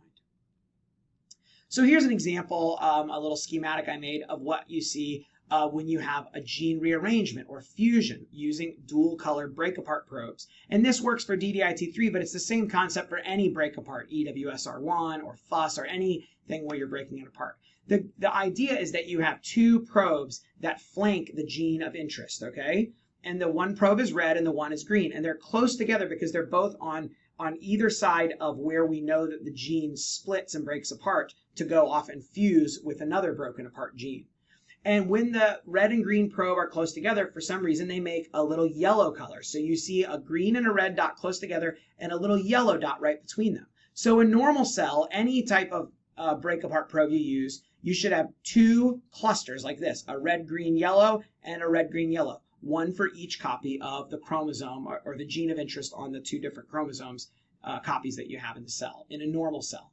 But when you have a rearrangement, what happens is the gene breaks apart and the red dot and the green dot, remember they're on the opposing sides of the same gene, they move apart from each other. And because they're not close together, you don't see that yellow dot anymore. So you see a red and a green separate from each other, and then the other red, green, yellow cluster is still there because that gene, that copy of the gene, is still intact and not broken apart. So what we can tell from this, if this is DDIT3, and I know this may be basic for some of you, but I think this is a hard concept for people to learn at first. So if you're a trainee or a beginner, hopefully this will help you out. The idea here is that when you have this probe, I can say that the DDIT3 gene is broken apart in this cell. But I can't tell you for sure what it has fused to. The way to do that is you can use a separate probe. You can use a break apart probe for the other gene. So you can test it for both genes if you need to. But in a case like this with DDIT3, if it looks like myxoid liposarcoma and DDIT3 is broken apart, I know it must be fused with either FUS or EWSR1, but it doesn't really matter. I know that the diagnosis now is myxoid liposarcoma, so I don't really need to know the fusion partner. So if you need to know the fusion partner, you either have to add on an additional probe for that fusion partner gene, or sometimes if there's multiple partners, that means multiple different probes. That can get expensive. Or you can do RT-PCR, which will identify the exact fusion and which partners are involved. So thinking through, whenever you order molecular testing on a case, you always need to think through, what is the question I'm asking? What entities are in my differential? And if I have 2 or 3 things in the differential, is molecular actually going to solve the problem? If you have 2 things in the differential that both have an EWSR1 rearrangement, then FISH for EWSR1 is not going to help you. Because if it's positive, it could be either one. I guess the only way it would help is if it's negative, and then you'll say, well, it's not one of those. So you have to always ask that question with any test that we order. What are the things in the differential? Is the test I'm doing actually going to help me distinguish between these two? And which test would be best? Do I need to do FISH or dual probe FISH or RT-PCR or something else? Here's an example again, an image from Dr. Julia Bridge. And here's the example of the red and green dots so close together, the normal, and it's got a little yellow in the middle. And here's the other copy that has broken apart, and the red and the green are distant from each other. And you can see the same thing in this cell and the same thing in this cell down here. So that's a great example of DDIT3 rearrangement by FISH in a myxoid liposarcoma. So what do we want to look for microscopically? We talked about the molecular, but what do we need to see on H&E light microscopy? Uniform, bland, round, or oval cells, okay? Look at those words, uniform and bland. The cells all look like each other, and they do not have pleomorphism. For practical purposes, you should never see pleomorphism in a myxoid liposarcoma, except for that very rare variant that is probably something different that occurs in children. And I've never actually personally seen a case of that. And you can go read about that if you're interested. Sometimes you will see lipoblasts, but they are not the big, ugly pleomorphic lipoblasts that we see in the other types of liposarcoma we've discussed. They are these tiny little signet ring or bivaculated lipoblasts, which I'll show you in a minute. There, of course, is going to be a myxoid background. And then usually there is this delicate arborizing, or that's another word for branching, capillary-sized vessels. Some people have called these chicken wire, although I am not particularly fond of that term because I don't think it really looks like real chicken wire. Okay. Here's an example from low power, a great classic example of myxoid liposarcoma. You have hypocellular myxoid background, very delicate capillary-sized vessels, and you have these small little cells that are evenly spread out in the background. They are separate from each other. So it's a very hypocellular tumor. Sometimes it is multilobulated, and towards the edges of the lobules, you'll see the cells kind of get closer together. There tends to be a little bit more increased cellularity at the edges, right next to where the vessels and the fibrosis is. You'll see collagen in vessels, and sometimes the cells kind of clump up near those. But in the middle of the lobules, it's usually hypocellular. Another thing I'll point out is that some cases of myxoid liposarcoma get these big pools of myxoid change, these large empty spaces where there are no cells really, or very few, but just abundant myxoid background. Sometimes they can be so abundant that they kind of resemble what the lung looks like at autopsy when it's had pulmonary edema. These large spaces that are filled with bluish kind of fluid. So people have mentioned this as the pulmonary edema pattern. And that's a classic finding that you see in some examples of myxoid liposarcoma. When we go closer, this is the cytology that you're looking for in myxoid liposarcoma. All of the cells look just like each other. They're all these oval to round nuclei, very fine, delicate chromatin. They're not hyperchromatic, pleomorphic. Mitoses are usually sparse, very infrequent. Sometimes you just don't find any mitoses. Occasionally, you'll see a little bit of this kind of clustered multinucleation. Don't confuse that with pleomorphism. Sometimes you can see cells like that in myxoid liposarcoma. And then the vessels, these very, very tiny vessels.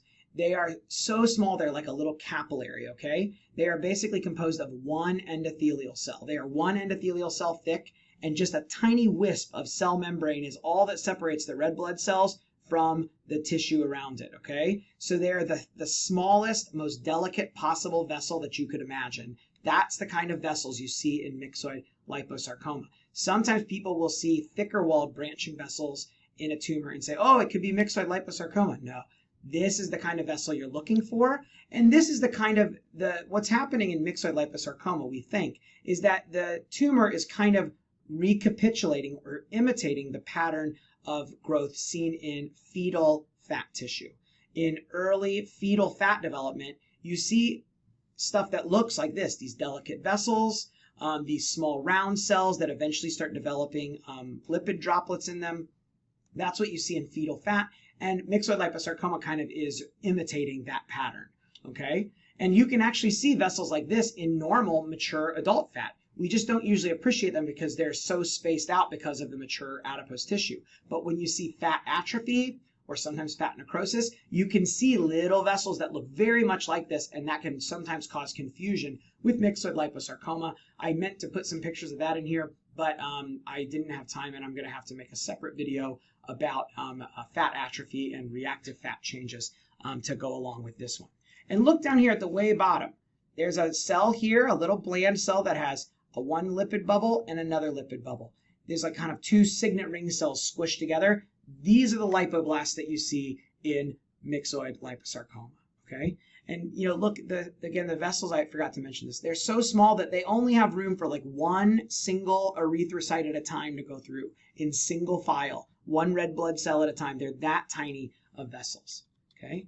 You can see bigger vessels in myxoid liposarcoma, just like any tumor. The blood has to come from somewhere.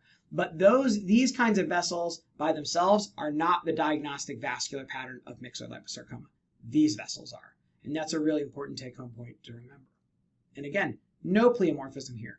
This is a tumor that if you did not recognize the pattern, if no one had told you what a myxoid liposarcoma looks like, you would look at this tumor and think, I don't know what it is, but it looks benign. Because by the normal rules that we use in pathology to separate benign from malignant, this tumor breaks the rules. It's bland. It usually, in its low-grade form, doesn't have atypia, doesn't have pleomorphism, doesn't have much mitotic activity, does not have necrosis. It's hypocellular rather than hypercellular. All the things we usually use to say, that's malignant, this tumor does not have them. So it's one of multiple soft tissue tumors that are deceptively benign. Low-grade fibromyxoid sarcoma is another one that's really important. Looks totally benign microscopically, yet it behaves like a sarcoma.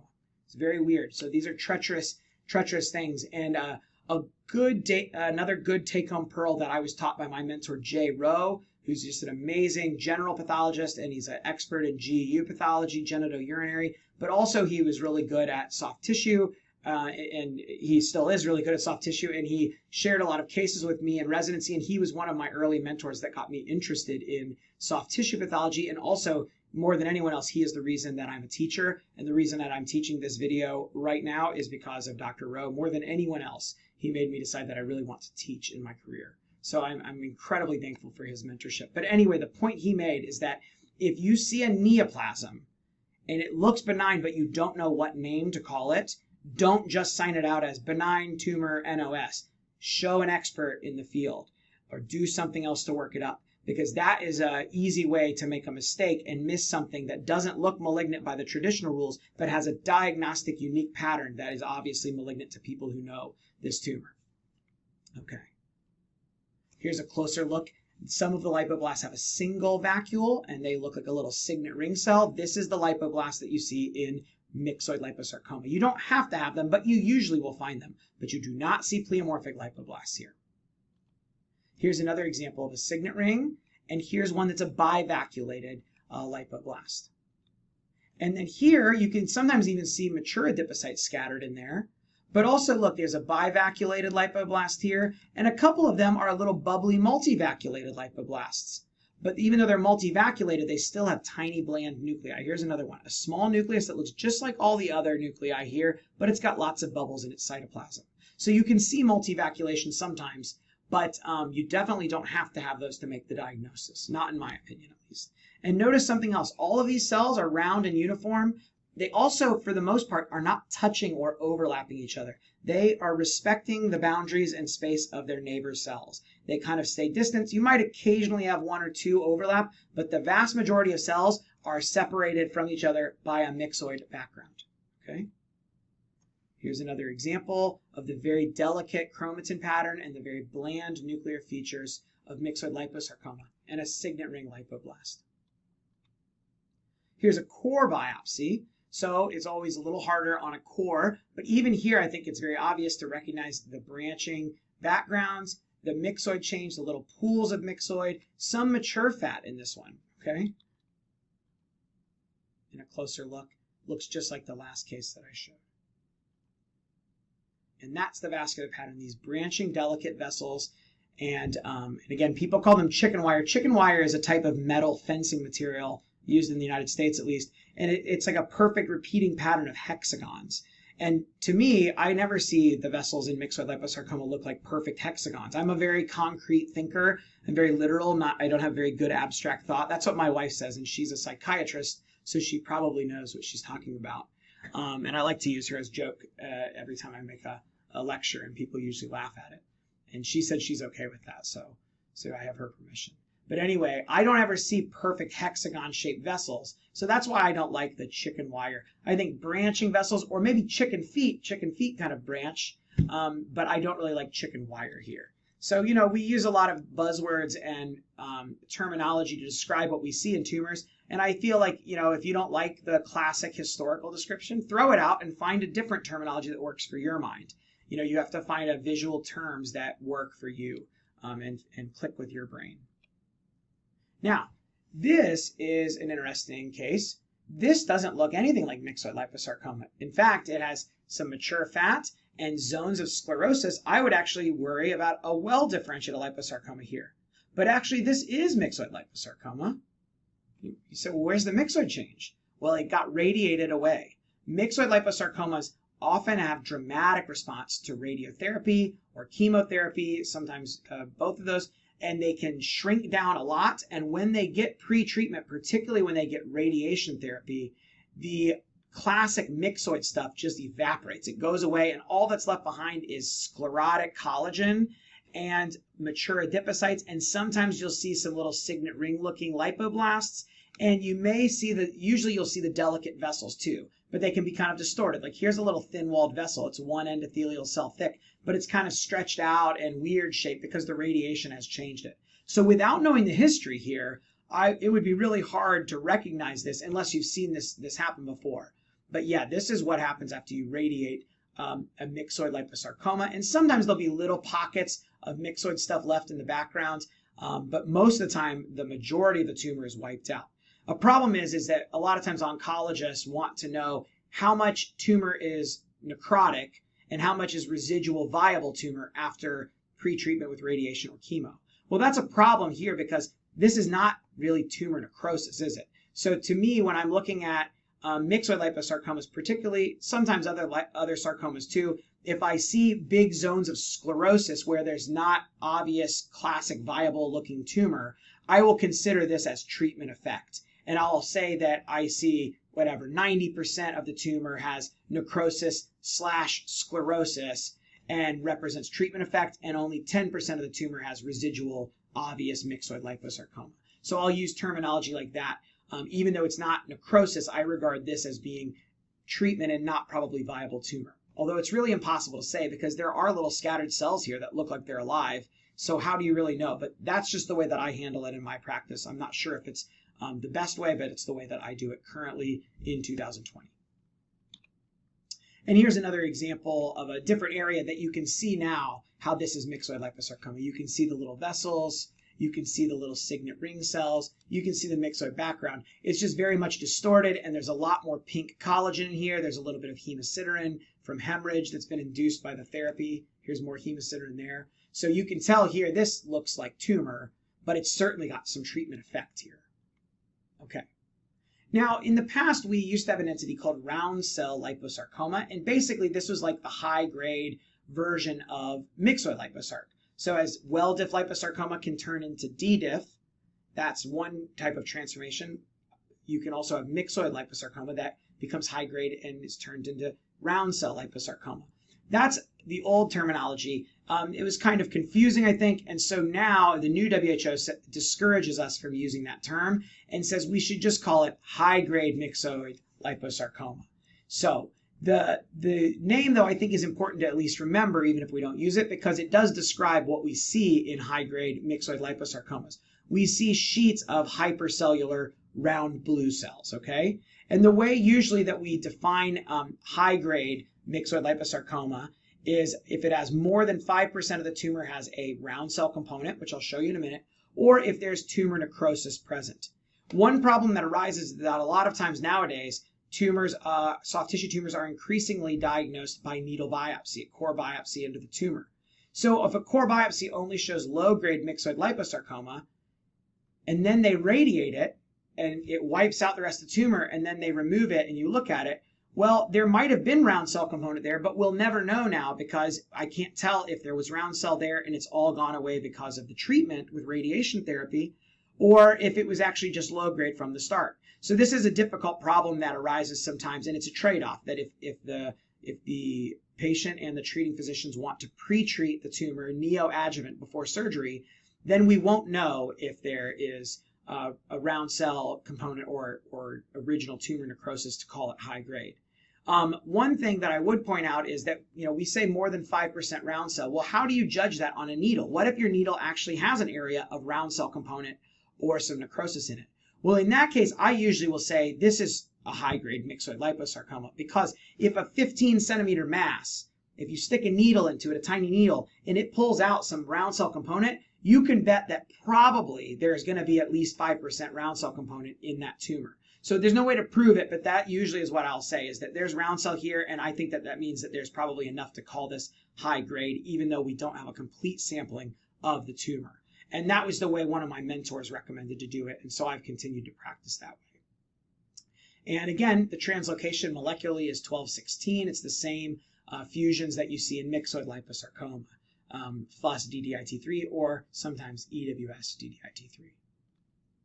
And what we're looking for is the cells still are uniform. Even though this is high grade, we don't have pleomorphism. We have uniform cells, but they're a lot bigger than the round cells that we see in myxoid liposarcoma in the low grade form. They're larger, and they tend to crowd together and get cellular, and they start to overlap with their neighbors. And that is what we're looking for, larger round cells that are overlapping with their neighbors. And usually there's going to be some areas of classic low-grade myxoid liposarcoma present in the background that allow us to recognize that that's what this tumor is. There are rare examples that are entirely round cell and don't have any of the classic myxoid low-grade area in the background, and those can mimic other types of round cell sarcoma like Ewing's or other round blue cell tumors. I've never actually seen one of those in practice. All of the round cell, or the high-grade cases with round cell morphology that I've seen, had at least some areas of myxoid in the background.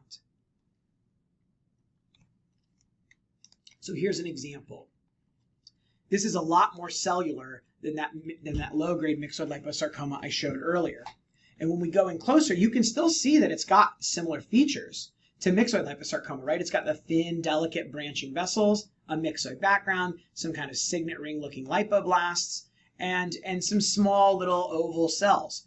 This area here is a little busy and funny looking, but it's not really crowded. It looks like more like low-grade myxoid liposarcoma than high-grade.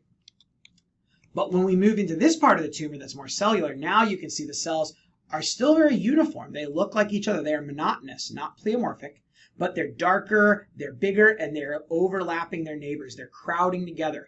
But even in the background here, you can still see some delicate vessels here and some myxoid change. So it's like the round cells kind of overrun the background low-grade area of the myxoid liposarcoma and leave some of that vascular pattern and the myxoid stuff, but they start filling in the spaces and crowding each other out. Okay, and again, I forgot to mention it on the earlier slide. It said it's important to recognize this because these behave more aggressively. The majority of these will metastasize. And here's another area that really you can see this is starting to look a lot like other round cell sarcomas, but there are still some little signet ring lipoblasts or small, tiny, mature adipocytes in the background. There are a few delicate vessels in the background too. But if you just had this field, it would be hard to know for sure that that's what you're dealing with if you hadn't seen that there were areas like this in the tumor. Here's a different case. And again, nice to see the myxoid background and the good branching delicate vessels here. But the cells, they're too crowded. There are too many of them, a lot more than you would see in a regular low grade. It still looks a lot like a low grade myxoid liposarcoma, but it's starting to get too busy. I'm starting to worry. If I just saw that, I might say, well, there's a cellular area that worries me for round cell or high grade. See, I still say round cell because I got used to saying it for years. Sorry. So high grade myxoid liposarcoma, but I'm not totally sure. But then you get to areas like this where it's sheets of brown blue cells crowded together. You can still see the delicate vessels in the background. Okay, this is a high grade myxoid liposarcoma. And here's an unusual example that I saw, and this has been described before, but I think this is the only time I can recall. If I remember, this was a metastasis to like the dura inside the spinal canal, or near like, yeah, in the spinal canal, in the dura around the spinal cord. It was metastatic, and it was a high-grade high-grade myxoid liposarcoma with round cell morphology, and also these vacuolated cells that look a lot like brown fat, like hibernoma cells. So sometimes you can have areas that have hibernoma-like cells in a myxoid liposarcoma. Okay, so this was metastatic high-grade myxoid liposarcoma that had some brown fat differentiation, which is just kind of an interesting finding. And surprisingly, the primary tumor in this case was low grade, and there was no high grade component, but it probably, I suspect, was a sampling issue where the high grade area was not visible on the sections, but it must have been present in the tumor, I think. Now, finally, we're almost done here. We're going to talk about pleomorphic liposarcoma now. Pleomorphic liposarcoma is the rarest of the major subtypes of liposarcoma, about 5% of cases, and it is composed of either pleomorphic spindle cells, like other high-grade pleomorphic adult sarcomas, or atypical pleomorphic epithelioid cells, plus pleomorphic lipoblasts. Usually, the vast majority of these occur on the extremities, the legs most often, and then sometimes the arm. It's really rare to see them occur in the retroperitoneum, and in that site, I would always suspect D. diff liposarcoma first. And in the dermis or subcutis, it's very rare, but actually, of all the liposarcoma types, it's the most common one to show up in the skin or subcutis, but it's still quite rare. And I did publish a paper about that, actually, about cutaneous and subcutaneous superficial pleomorphic liposarcomas when I was a fellow under Dr. Weiss, and Raj Patel, one of my friends and mentors, was the senior author on that, and you can go and check that out if you're interested. We did I think it was the largest series of superficial pleomorphic liposarcomas, and surprisingly, when they're in the skin or subcutis, they actually behave much, much better than when they're large, deep masses. It's a very aggressive tumor when it's deep, but when it's superficial, it actually is pretty indolent most of the time.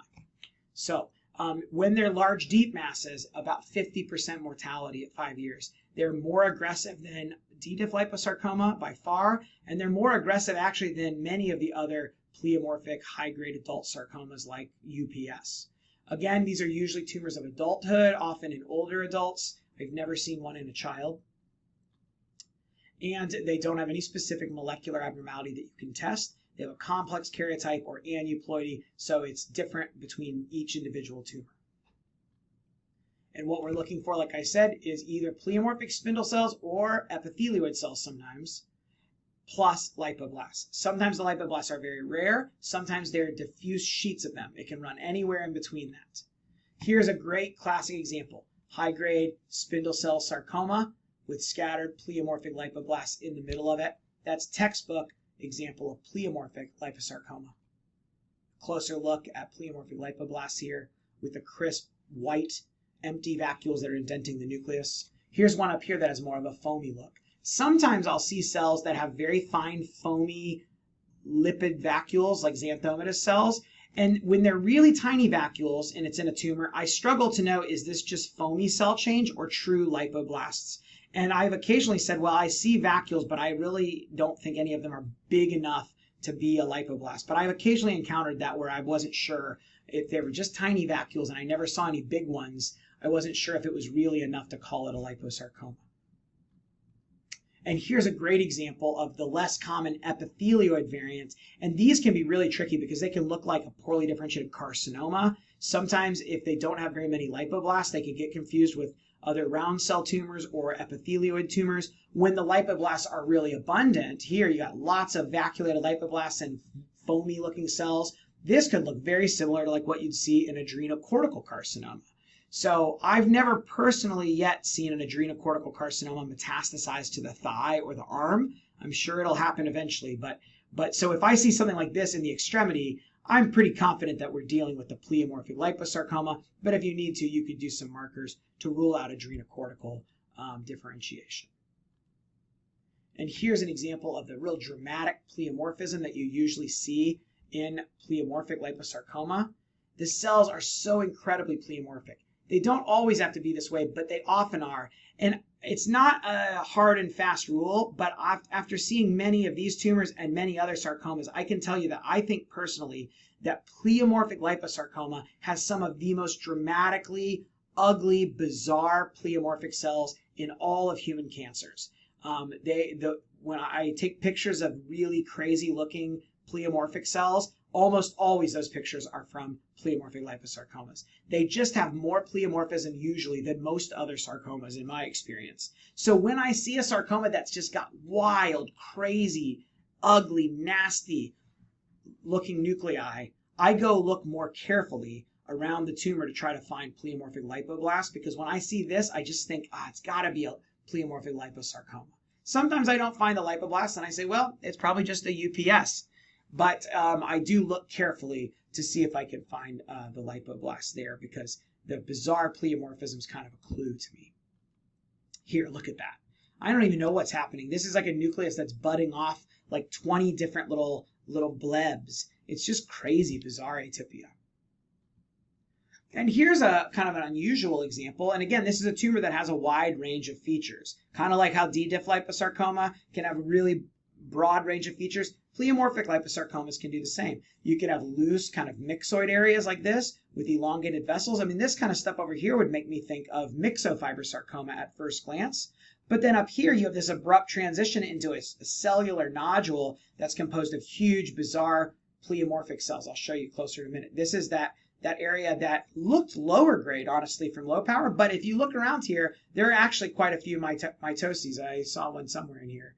But there, I remember this case well. Looking around this area, it didn't look that high grade, but it actually had a lot of mitotic activity. So I think it's high grade, even though it's kind of less cellular. And there is still pleomorphism in here too. But certainly, if you just showed me this picture with the prominent vessels, the myxoid background, the scattered pleomorphism, I would definitely think of myxofibrosarcoma in my differential diagnosis. And I have a whole long video about myxofibrosarcoma on my YouTube channel if you need a refresher in that. Now here is where the tumor kind of transitioned abruptly from this myxofibrosarcoma kind of looking area to this super cellular sheet where almost 100% of cells are lipoblast. And some of them are super large and bizarre and crazy. Look at that thing. I don't even know what's happening there. And look at that mitosis. It's got like 300, oh, there's one too. It's got like 300 chromosomes or something. It's just crazy atypia. Closer look at that. The bizarre pleomorphic lipoblasts here. The bizarre pleomorphic cells of all types in the backgrounds. And again, you can have myxoid change in the background of a pleomorphic liposarcoma. Sometimes the lipoblast can be a lot smaller. A lot of these are kind of univaculated, but still have very atypical hyperchromatic nuclei. And here's more examples of the same thing. And atypical mitotic figures up here.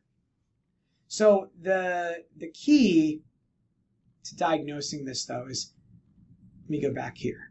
I forgot to mention this. If I take away the pleomorphic lipoblasts from this tumor, what am I left with? I'm left with high-grade, undifferentiated pleomorphic sarcoma, UPS. It is the lipoblasts, the presence of lipoblast is what defines this tumor. You have to have a lipoblaст to call something a pleomorphic liposarcoma, to recognize it at least.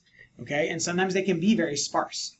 If you happen to overlook the lipoblasts and you call it UPS, but it was actually pleomorphic liposarcoma, pleomorphic liposarcomas are more aggressive than undifferentiated pleomorphic sarcoma, but that difference of, say, 30% risk of metastasis or 50% risk, that difference doesn't make any change for any individual patient.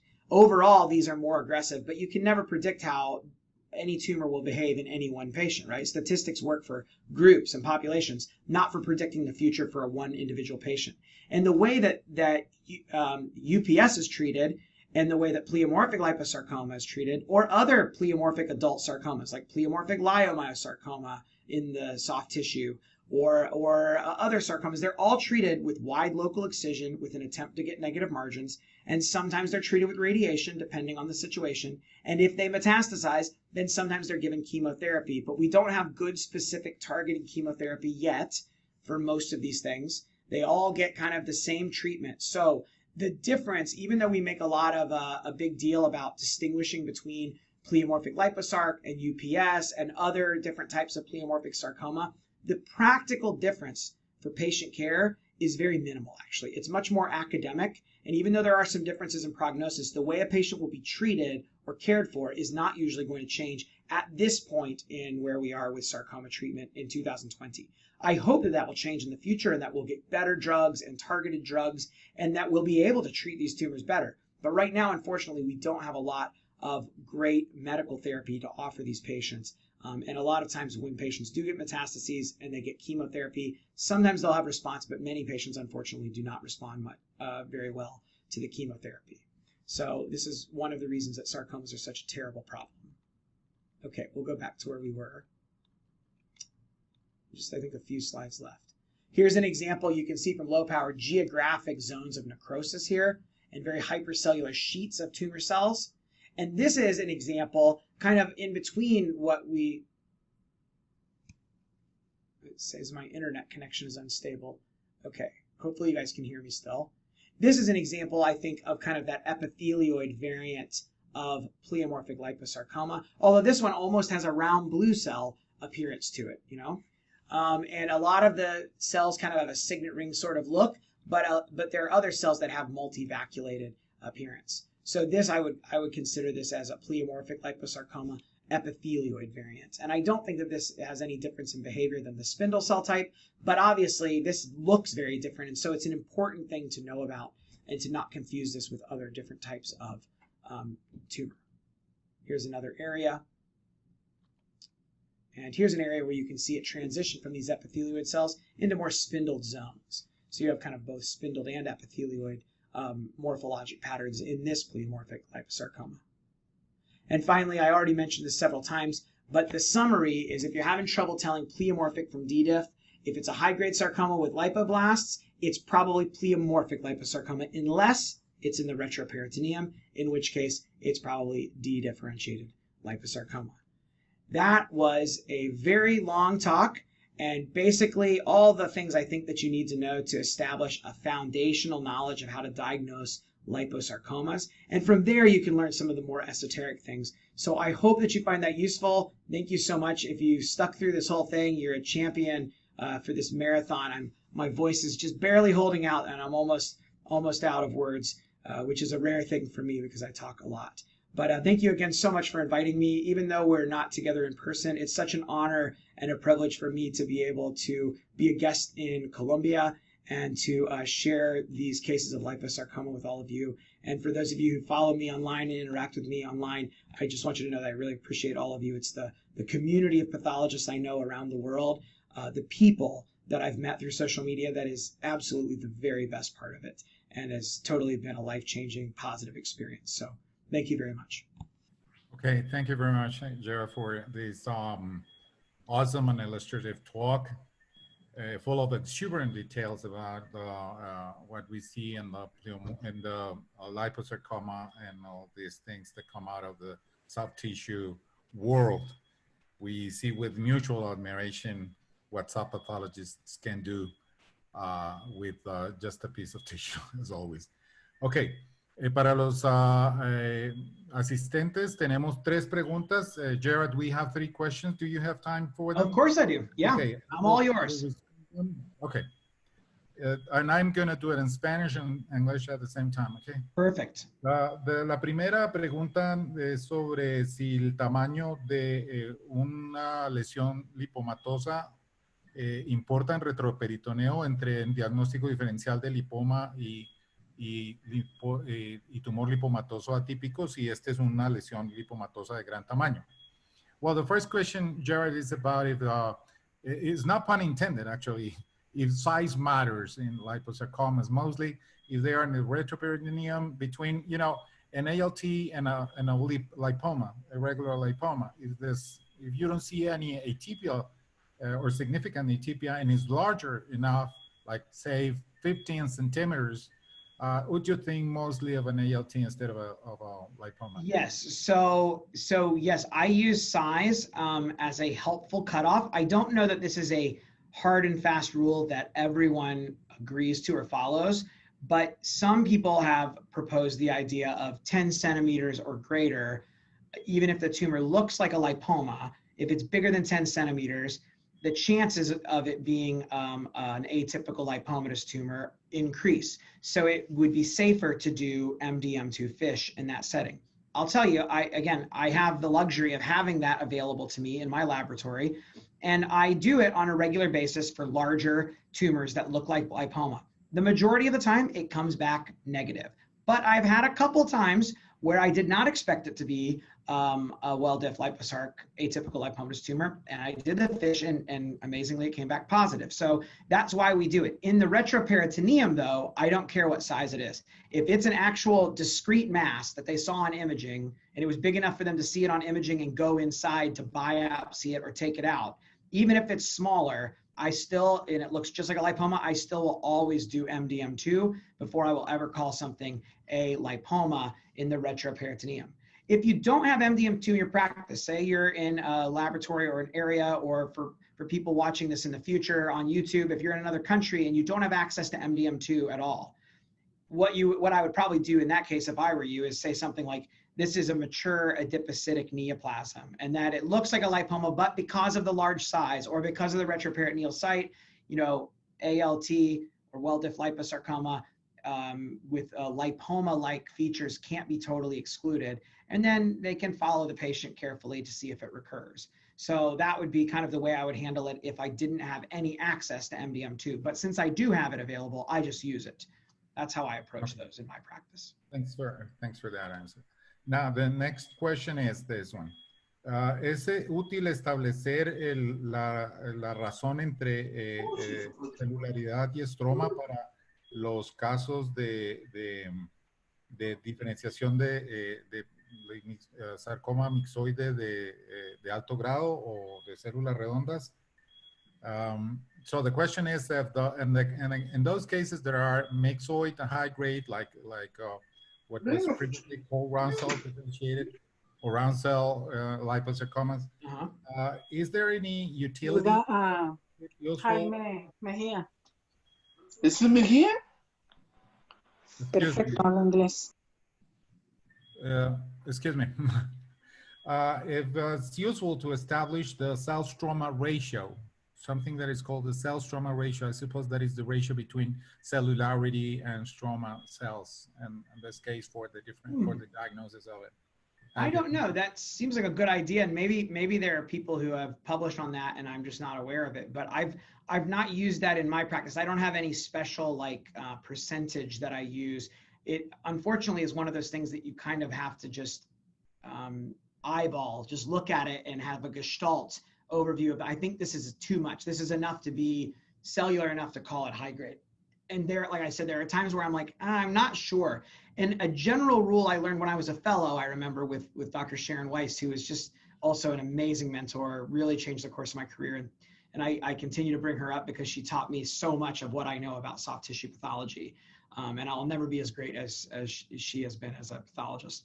But one thing she said to me, I noticed is I would look at a case of a myxoid liposarcoma and I'd see a little cellular area, particularly around the edge of a lobule. And I'd think, ooh, is that enough? Maybe that's enough to call it high-grade round cell component.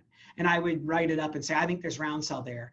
But I'm not totally sure. And almost every time I did that, Dr. Weiss would look at it and say, no, Jared, it's just low-grade myxoid liposarcoma. So the lesson I learned is that, for me, at least from my eyes, when I look at it and I'm like, maybe I'm not sure, then the answer probably is no. It's probably not really round cell transformation. It's probably just a little bit more cellularity around the edge. Now, again, that works for me and my visual threshold. It might be different for others, but really the thing I look for is there a significant enough area of larger round cells that are starting to overlap? And I'm seeing lots of cells overlap, and it's clearly a lot more cellular than a regular myxoid liposarcoma. Those are the times where I'm going to call it high grade.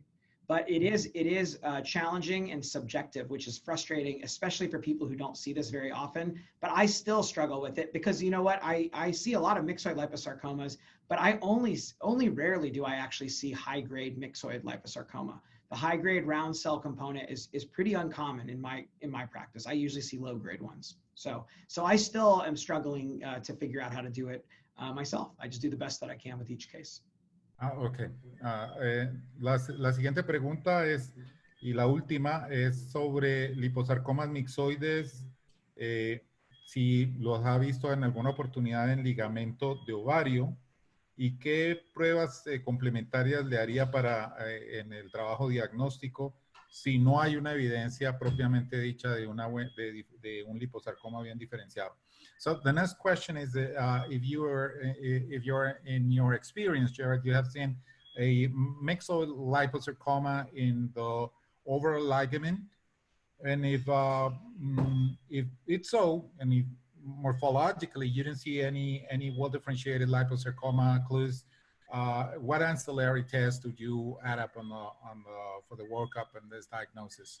What was the site that you said again? The ovarian ligament? Yeah, so like retroperitoneal area. So if I saw a tumor in the retroperitoneum that looked just like myxoid liposarcoma and didn't have anything that looked like a well diff, what would I do to work that up? I would probably do FISH for MDM2. If I only had one test, that's the test I would use. If you have lots of tests available, you could do MDM2 and DDIT3 both, and that would really solve the problem for you. But if you do MDM2 and it's positive, I don't care how much it looks like a myxoid liposarcoma, it's not. It's got to be a well-diff liposarcoma with myxoid change, particularly in the retroperitoneum. And I promise, I've seen cases, I guess I have to go pull it. It was a long time ago in training. I remember seeing one case that just looked so much like myxoid liposarcoma. In fact, I was really sure it was going to be, even though it was retroperitoneum, but on FISH, it was negative for DDIT3 and positive for MDM2. And it had other areas that actually looked like regular well-diff liposarc. So the point of that is that well-diff can really strikingly mimic myxoid liposarcoma, particularly in the retroperitoneum. So to me there, my top first, second, third, all the way down to 10th differential is well-diff liposarcoma. And only if I had molecular showing MDM2 negative, DDIT3 rearranged, only then would I accept that it's myxoid liposarcoma. And then the next step would be for me to talk to the surgeon and say, hey, you need to scan this guy and make sure he doesn't have a myxoid liposarcoma primary hiding in his leg that's metastasized to the abdomen. Because most of the time, most sarcomas, by the time they metastasize, they've already been diagnosed. They grow fast. And you usually find the primary tumor before you identify metastases. But there are a few times where you can have a metastasis show up and the primary still be occult and not discovered yet. And myxoid liposarcoma is one of those times that sometimes happens where a smaller primary has been kind of hidden somewhere and a metastasis shows up. You can also see that sometimes in synovial sarcomas and occasionally a few other things. But it's pretty uncommon. Usually, the primary sarcoma presents itself as a large mass and is discovered before metastases occur.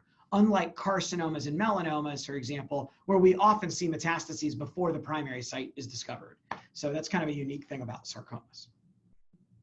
Okay, Jared, thank you very much. One of the main purposes of this meeting was making your lonely night shorter. Thank you. It's been so much fun.